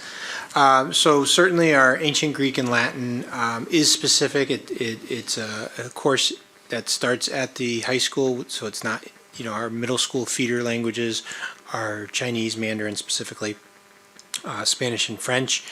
And as you know, we added Chinese to that middle school program, I don't know, 5 years ago, maybe 6 years ago, with the hope of being able to grow towards the AP. So ancient Greek and Latin are a world language elective, and interestingly, they have a fairly significant following that over time, it's not only have we been able to staff that fully at a 1.0 with a multiple year offering of those courses, but at times there's been significant demand to where we have had to have some part-time teachers, at a particular school or both schools in order to fill the required sections. Some of those courses within Latin, for instance, they'll offer them either, there is the opportunity for students to take them at an honors level, and we will situate those classes and the students so that the teacher's differentiating with groups of students in the same classroom so that you can have like a Latin 2 and a Latin 2 honors, and perhaps at times if there's a very low enrollment, they might be able to put students that are in a different year together in the same class. Really, at the end of the day, they're kind of niche courses with kind of a following. You take one because you're looking for something different. Maybe and the teacher has a reputation of just being excellent in a real draw. And students, once they're in it once, by and large, they have a very big following. Gets probably 90% of the students who will continue along through a multiple year sequence, and oftentimes they're language students. They're students who may also be taking one of the more traditional or popular types of languages in addition to this. So you'll have pockets of kids like that. I don't know if that answered your question. And it goes to, I'm going to give a shout out to somebody individually here. Like George Coleman at Conard has been our Latin and ancient Greek teacher. He had an expertise in ancient Greek. Like, we don't offer ancient Greek because we're like, kids need to take ancient Greek. George Coleman said, I could teach ancient Greek. Will kids take it? And like 40 kids I'll take it with Mr. Coleman. And like from the time when George was hired and he taught down the hall from me and I taught World Civ, we'd do some things together. But when I was principal, I'd go into George's class just to sit there because he takes you to ancient Rome. And so there are those kind of things that when George no longer teaches in West Hartford, that course is going to plummet in its enrollment. I can just tell you that. And that's just one of the realities of what we see in our school settings. Yeah, that's helpful. Part of the question is to think of, pedagogically, what does training in that language then lead to, and how does that connect with other kinds of learning experiences? And I recognize, when there's an effective teacher, that it almost doesn't matter what they teach, that they draw students to them. So I think that's really special, and I'm glad that we have that in any language. That's great. So this is kind of like an exploratory question too, because I'd like to know what would it take to experiment with Arabic? What would it take to have that offering? Would it be at one high school, or could it happen at two, at both? And does offering that then connect to grant work? That could, is that any way related? It could be. I will say we've had this discussion a lot. I'd be stunned if Arabic isn't offered in our schools soon. I know how hard it's going to be to find teachers for it, though. That's really one of the major driving issues is the certified pool. Because no matter what, you can't just pull somebody in, as you know, that, well, they speak Arabic, they can teach. Nope, they have to be certified in Connecticut to teach Arabic. And that number, I bet, is barely double digits. So that number is going to grow over time, clearly, as we see it, as we see the language needs. But I think to kind of, I don't want to say to assuage, because you're asking the right questions. Languages in West Hartford Public Schools, since I've been here, Russian has been taught at Hall and then melted away as a lot of our Russian population melted away. Italian has been taught at Conard, melted away as a lot of that population melted away. You see a course, like American Sign Language that we expect to be kind of a niche course, and we can't find enough teachers to teach it for the number of kids that sign up. So those kind of things in the languages and the humanities, we certainly see booming. I would say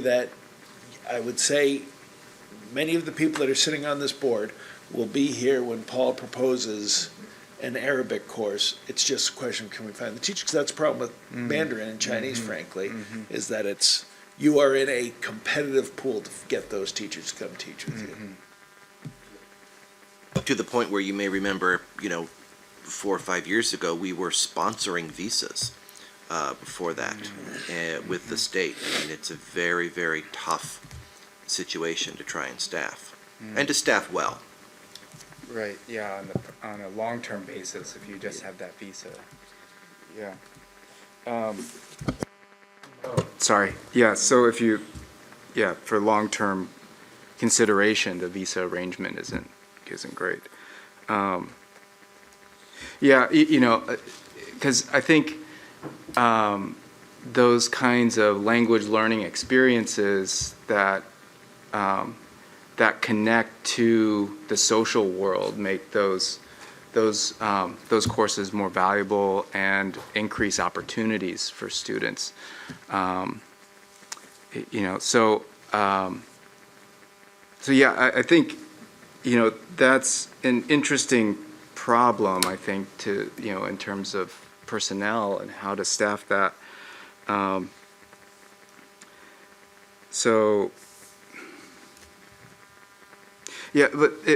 would that, I guess I've answered that question myself. Would it be at both schools or one? It would depend on who could be hired. Okay. All right. Thanks. Ethan? I have a follow-up question because I'm trying to figure it out. I understand why you'd have Chinese. I understand Japanese. I understand Spanish, even French, as much as poorly as I did in it.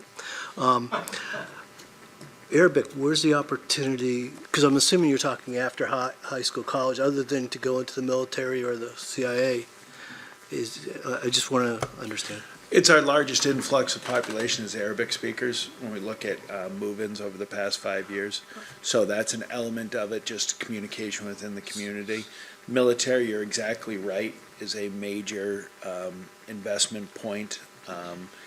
International business development. Arabic speakers are really... Okay, I see it as like the Russian where you're doing the community, but then, okay, I'm just asking because the Chinese I get, and I assume that's just as difficult to find teachers, or maybe not. It's getting a little bit easier because it's becoming more mainstream in America's public schools. So it's a little bit easier than it was 5 or 10 years Although who knows what will happen after Exactly. the current. Okay, all right, thank you. Other questions? Yes, Jason? Yeah, just in response to that, it's an interesting kind of, to think about how these languages are positioned in the humanities and our understanding of intellectually how, to think of different civilizations, right? And, I think the notion that Greek and Latin is essential to Western civilization, I think is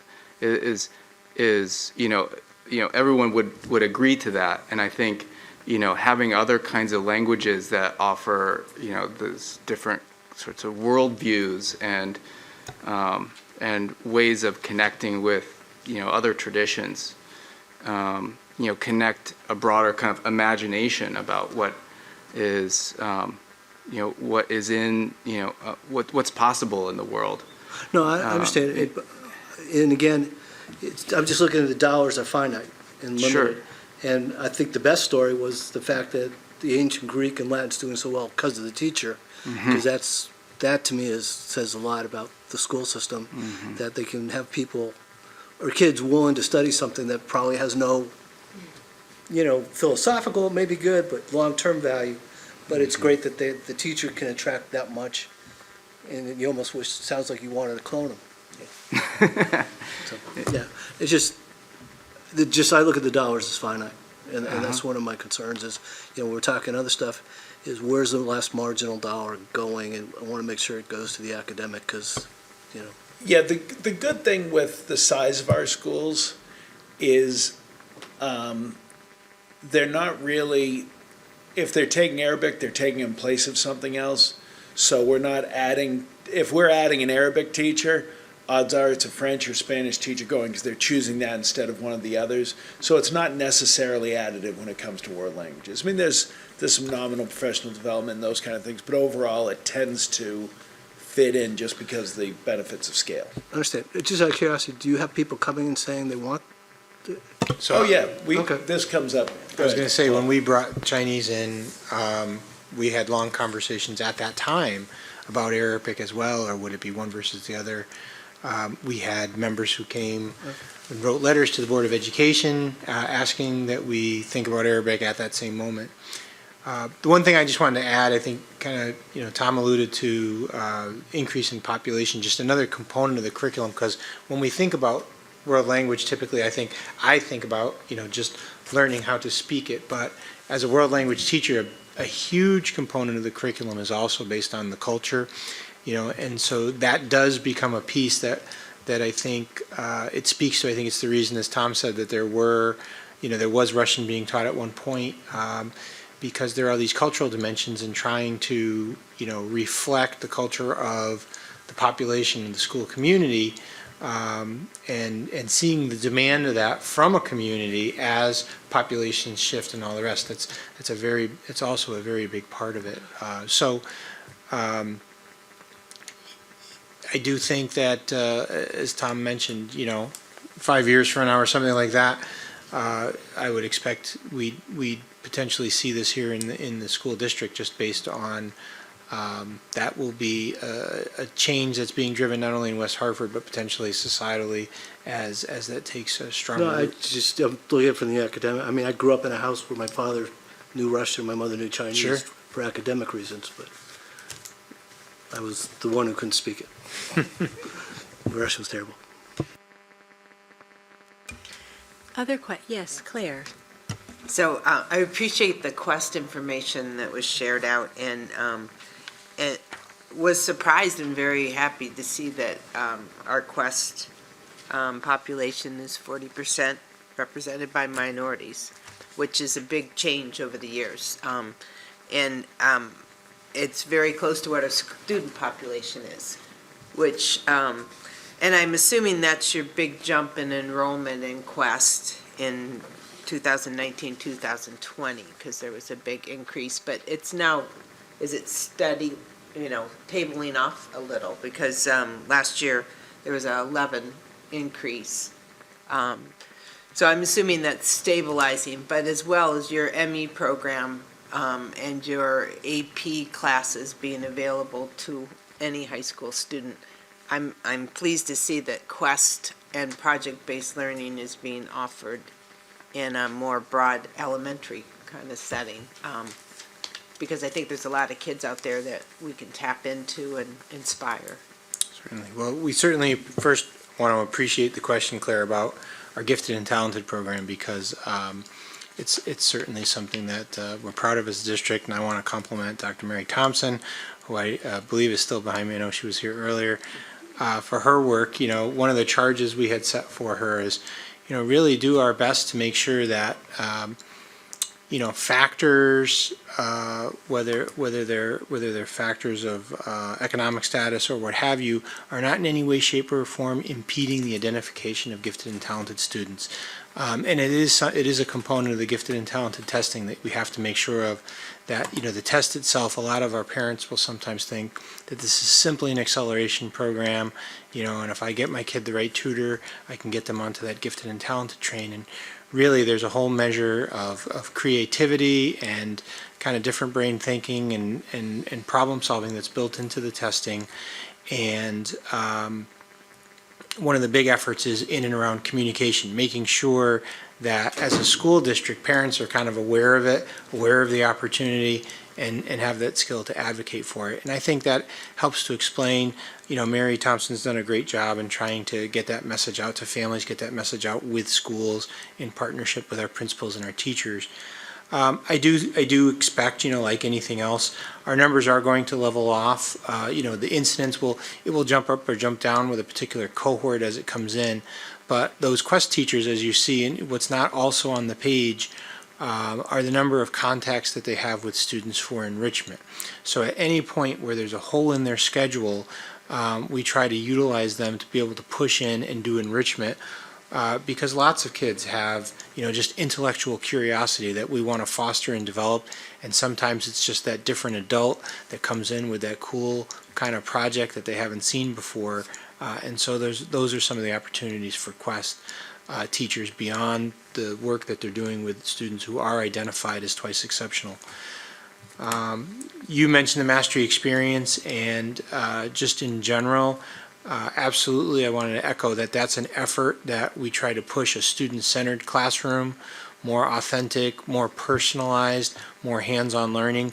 We have lots of showcase kinds of things that we do with that, specifically for example, in our elementaries, the IB program at Charter Oak, where those fifth graders are doing a research project in and around an IB theme, and they're learning how to present. I've been interviewed by fifth graders, and I would tell you, they gave as good an interview as I've had with students in AP Summer Research. They're just, the confidence that they have and their ability to stand up in front of peers and adults and ask smart questions is just quite impressive.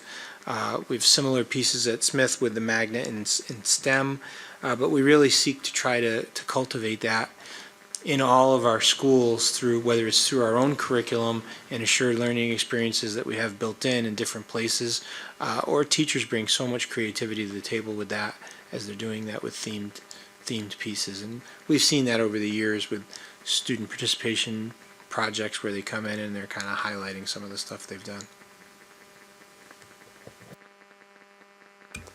Other questions, comments? Jason.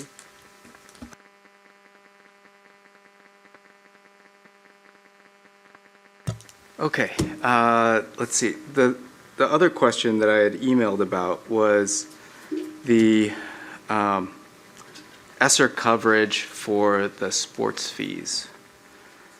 And my understanding now from the responses that this is for 3 years, starting with this year, and then there's 2 more subsequently. Is it possible to change the allocation of that money to that purpose? Yes, we are able to modify our plan with the state. And in fact, it is expected that we will modify because at the time that we did the budget, it was a 3-year plan, and the state knew that we would need to reevaluate our needs over that time period. Mm-hmm. And I think this was presented in on another page in the budget, so apologies for not following through on finding that. But how much was spent this year for the sports funding? So this year, I was able to get some new information from Jason Siegel, our athletic director. We had approximately 2,900 students who have participated in sports. And so based on our standard rate of students who would have received a waiver anyway for economic purposes, or families who might have reached the cap because each family pays for, I believe, 3 sports, and then after that, they are free. It translates to approximately $440,000.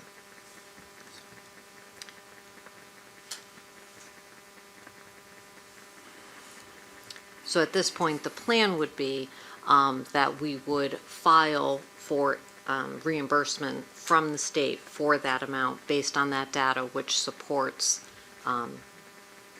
the use of the funds as intended in our application. Mm-hmm. Okay. So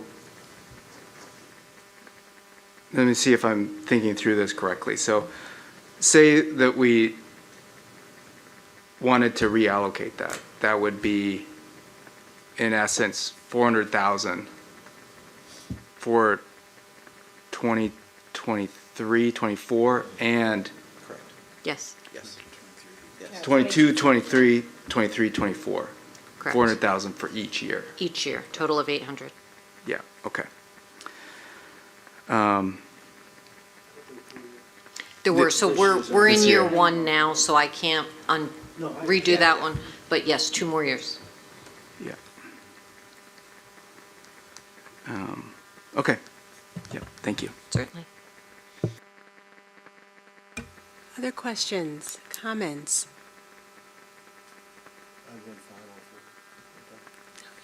So the question I was going to ask, which sort of comes up in normal budget meetings for me, is if you guys were on this side of the table, or any of you, what questions should we have asked you that we didn't think to ask, or what do you think is important as a final, or something we should know?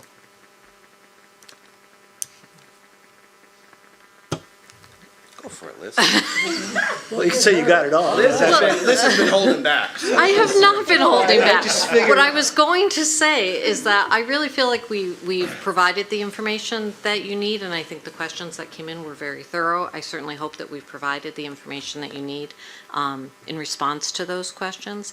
I really can't think of an area that we did not address. We seem to cover a wide variety of topics, but certainly I'm looking at it from the standpoint of knowing every dollar that's in the budget, and so perhaps I'm looking at it from a different standpoint. Yeah, I think it's interesting because it's almost an individual-based question, right? About what do you believe that a public education needs to provide? And for each of you, that's what you're elected to represent, both like-minded people and unlike-minded people as yourself. And what should West Hartford provide to other people? And that area includes athletics and funding. Because that's, like your question, there's a really interesting one. Because I've always been against pay for play. Because I believe that athletics is such an integral part of the schools that we shouldn't charge kids to be a part of the schools. And we shouldn't do it for music either. But then when we had it, to replace that money that came in, because I said at the time, parents are used to paying this. And that doesn't mean we should charge it, because my inclination would be to never charge it. But it's that kind of individual battle, Ethan, that I think you've got to go through in your mind of what should we be providing? How much should we be spending more money on vocations? Should we build an auto tech lab at Hall? Those are the kind of things that are all the questions that over the course of the year and over the course of the years of service on the board, you're going to have to ask yourself about that. So I think Liz's answer was really good, and then there's that kind of philosophical question that each of us have to answer. No, I got that. I just, sometimes I we don't get ask, you might have just said, geez, I wish I could tell them that, but they didn't ask the question. No, so. I get it completely. I understand. Yeah, it's like the end of an interview. What did we not ask that you Well, should and have? as Yeah. you said, there will be the issue of marginal dollars because Absolutely. it's not unlimited. There's a finite amount, whatever that is. Completely. I mean, that's the, I know that it's interesting because of, kind of saying this in reflection. Like there's members of the board that at the end feel like I'm either mad at them or we're mad because we didn't get it. We understand the battle. And trust me, nobody gets more people mad at them about the budget than me. Because I'm the one that says to not just them, but the principals and everybody else, I can't include that in the budget this year. And I understand the frustration that comes with that all the time. So we all do that balancing act of what's an appropriate. So, no, I understand it completely, and I appreciate it. And I agree with you on the sports, because that's why I went to high school. So it was more important to me than the other, which was incorrect now, but worked for me then. No, I think it's important for keeping a lot of kids motivated. So I think I'm good. Thank you. Claire? Yeah, so this is my first time on the board. And when I was a teacher in West Hartford, many West Hartford teachers don't school hop, they don't district hop. Once you get into West Hartford, you tend to stay. And so really the greatness, I think, of our district is the people. You know, some buildings are older than others, and, you know, there are always things that we can do to improve. But West Hartford, with the foundation for West Hartford Public Schools, there's opportunities for teachers to think outside the box, bring things in. And when I was at Duffy, there were 3 teachers in the district in the last couple years that won the Fulbright Memorial Scholarship and went to Japan. And that whole trip was about being with teachers from other states and other schools. And same with the NEA award that I went to Brazil to learn about other schools. And when you go out and see other schools and meet other teachers, you really find out how unique our district is. And the fact that we win a lot of awards is not surprising. There are some really amazing things. And most teachers that I met in the travels were surprised. So I appreciate this budget. It's really informative to be on the Board of Ed now and get some of the inside look. But I just think the district's doing really great, and your team's wonderful. Other questions, comments? I have a thought that will transition into a question that may be a rhetorical one or not. We shall see. So clearly the budget that has been proposed is one that you all endorse, and so appreciate the time that was put into each line item, recommending this, recommending that. And thinking about the presence of ESSER funding and how that has been helpful in many ways, and certainly knowing the criteria to apply the funding. And I'm just thinking back to last year's budget conversations and looking at what to put in and what to use ESSER funding to support that, recognizing it's time limited. With where we are now and recognizing how our efforts collectively are to be as proactive as possible, also recognizing how, yes, things are improving with the pandemic, but certainly have not improved to a point of where there's no concern of where we are moving forward. What are your thoughts with the budget now, but thinking, and a part of me, I'm asking a futuristic question, 5 years from now, and when ESSER funding is no longer there, are we doing our due diligence in trying to put us in a position where, come then, it's not going to be, we should have coulda, woulda? I'll defer to Liz with the numbers and such, but I think that's a great question, Lauren, and that's one that, if you remember, we talked about, you know, the board understanding that this will go away, and there's certain components then that may continue and certain that won't. If I, you know, looking ahead into a crystal ball, I think we all could agree, and I would imagine we all would agree, that I don't see the mental health issues declining. I see the supports that are in place only needing to improve and increase. You know, as you mentioned, Ari and Jason, you know, the idea of how do we push into the schools? How do we provide that support there? What we're seeing is not only the support with kids, but also then the mental health supports with entire families, and the work that our social workers are doing, the work that Rosina's office is doing in the community support and connecting people to resources. That isn't going to go away. I don't, maybe, what do you think about some of the other? I think that that's interesting, because the danger in how we're choosing to spend our ESSER funds is we're spending it on people for the most part. There's offsets, as you brought up, for pay for play. There are some districts that are just spending it on physical, right? I mean, it would be far easier for you 2 years from now if we just said, we're taking this clump of money and we're putting it all towards our air conditioning systems. Because then 2 years from now, you wouldn't be stepping down. Because Andy's right, we've predicated a step down on the assumption mental health will improve. And I hope it does post-COVID. But, and I'll say this, there are ways that it's better now than it was in September. And there are ways now that it will better now than it was in October. And there are things that I don't want to be all doom and gloom, because there are some areas where it's gotten better. But our crisis mental health needs, that's maintaining, and that's concerning. The other component that I can tell you right now you're not going to see a decrease in is the work and pupil services and the supports that are being put in place there, not only from what we're doing to support in those schools, in the classrooms, but also the outside supports when we're not able to meet the needs of students. I don't see, and I'm not, committing the board to it, but I don't see a decrease in our post-secondary work. Those numbers are increasing and will just continue to increase going forward. Again, as students over the past 4 or 5 years have found success in our schools, in our middle schools and our high schools, as we've had those programs, it's a natural transition then into the post-secondary.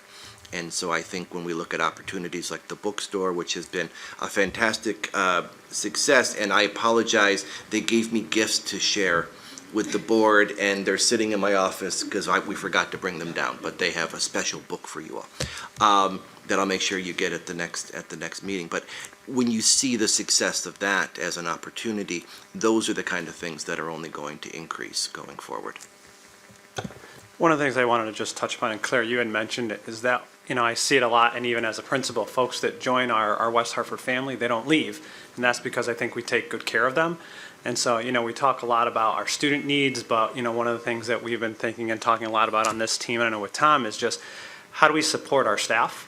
And Tom mentioned with all the mental health that students are dealing with, a lot of that piece too is time on our adults, but it's not just the time, because it's one thing to go down to a hospital to visit a family or support them, but then on your drive home, that weight is hanging on you. And anyone that's been in any of the building know that that's something that, that keeps you up at night, is sitting there thinking about how is that family doing, how's that kid doing, and those vacations. And so I think for us is thinking about, what are the supports, what are the resources that we can put in place to make sure that when we're sitting here in 5 years, that Claire can make that same statement, that folks are joining the West Hartford family and they're not leaving because they know they're taken good care of when they're here. And so that's just something I did want to add. I'm just going to say one thing quickly. The ESSER funds give us 3 years of additional financial support, but everyone has said at the State Department and nationally, and certainly we believe it true here, that the impacts of the pandemic will be felt for years to come, for at least 5 years or more before we really regain from that. We're a very high-performing school district academically, comprehensively, with all the different services, and we really have tried to maintain that level of excellence. But it will be, there are a lot of pieces that we've put in, whether it's in ESSER in general or whether it's just in our regular budget. How do we maintain those programs? How do we maintain that academic rigor, that excellence, that support for all children, given greater amounts of needs that are going to continue to reverberate with us for a period of time? We're very pleased. We're very fortunate. We had a strong plan. We have excellent teachers that the impacts of the pandemic, I think, were less for us than what we saw on a state average. But trust me, just to Julio's point about the well-being of teachers, teachers are saying how difficult this year is, although it's a different kind of difficult than last year. It's certainly no cakewalk. And we're going to feel that for years to come. So, that's just a real challenge for the board in terms of how you think you're inheriting something which is truly exceptional in terms of the recognition that the school district gets nationally, but the services that we provide and what it means to our families. How do we shepherd that and continue to be able to provide that in what will become, in a couple of years, a more difficult budget climate?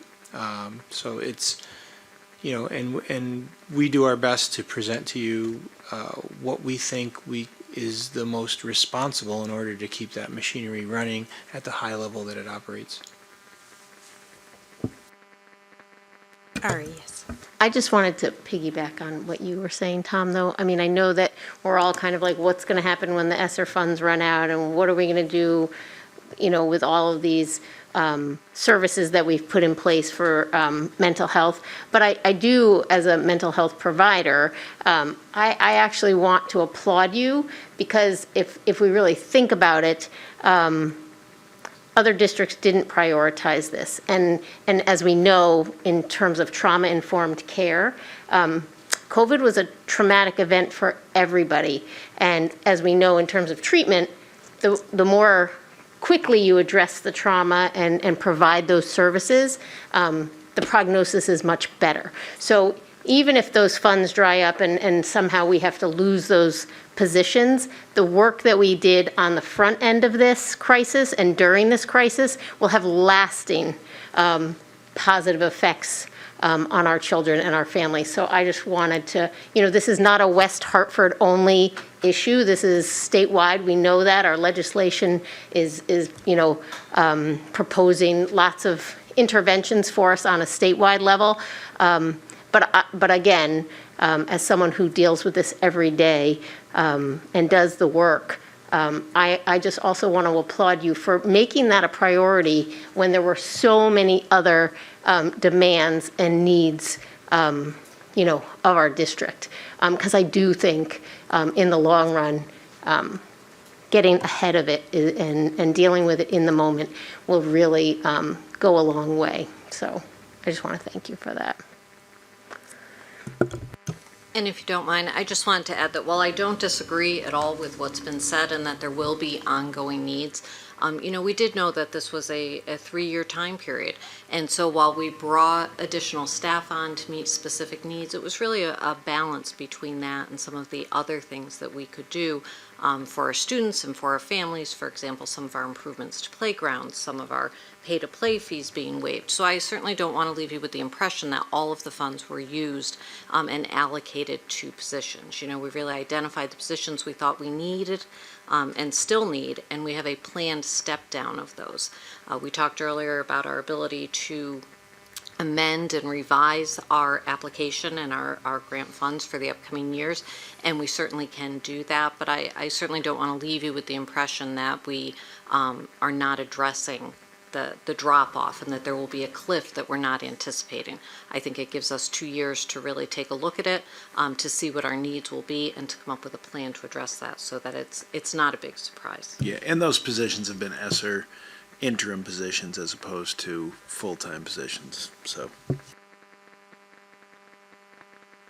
I'm just curious, as far as supporting staff, have you seen an increase in EAP?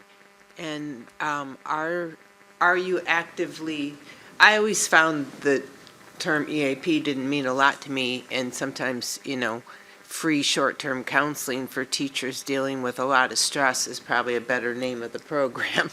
But did you see an increase in that in the last year and a half, and have you actively promoted it? So we've seen that in many of the conversations that I've had with, some of our staff that are struggling, encouraging them to use that resource. And certainly it's anonymous, but I have had folks reach back out to me and just saying they were so impressed with the service. And many of them thought it was going to be this, I guess you get what you pay for sort of mentality. And then they realized, no, it was really caring adults, really supporting them through that process and just thanking me and thanking whichever, person they talked to that pointed that service out for them. So those are the types of things. And we're reaching out to them to figure out what sort of extras or more they can do for our staff. And is there more that we want to look at?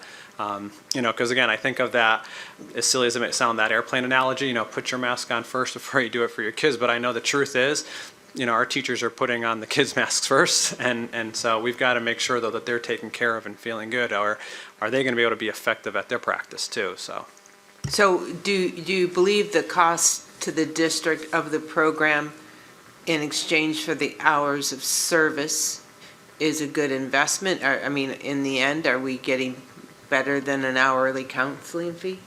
Oh, absolutely, absolutely. And I think just too, their response time, we've talked to, and or you can speak more to that, I'm sure, is that it's not easy to get an appointment with somebody if you need it, regardless of what your mental health is at the time. And so my understanding is their response time has been really, really spectacular for our folks that have needed that service. And again, for us, that's critical, as we want to be able to let folks get that help they need as quick as possible. Other questions? Comments? Do another round. Other questions, comments? All right, and last round. Questions, comments? All right. Thank you all so very much. We look forward to coming together again. Teammates, thank you all so very much. We will close out. Move to adjourn? Do we need to do that? Couldn't hurt. Move to adjourn. Second. Doesn't hurt.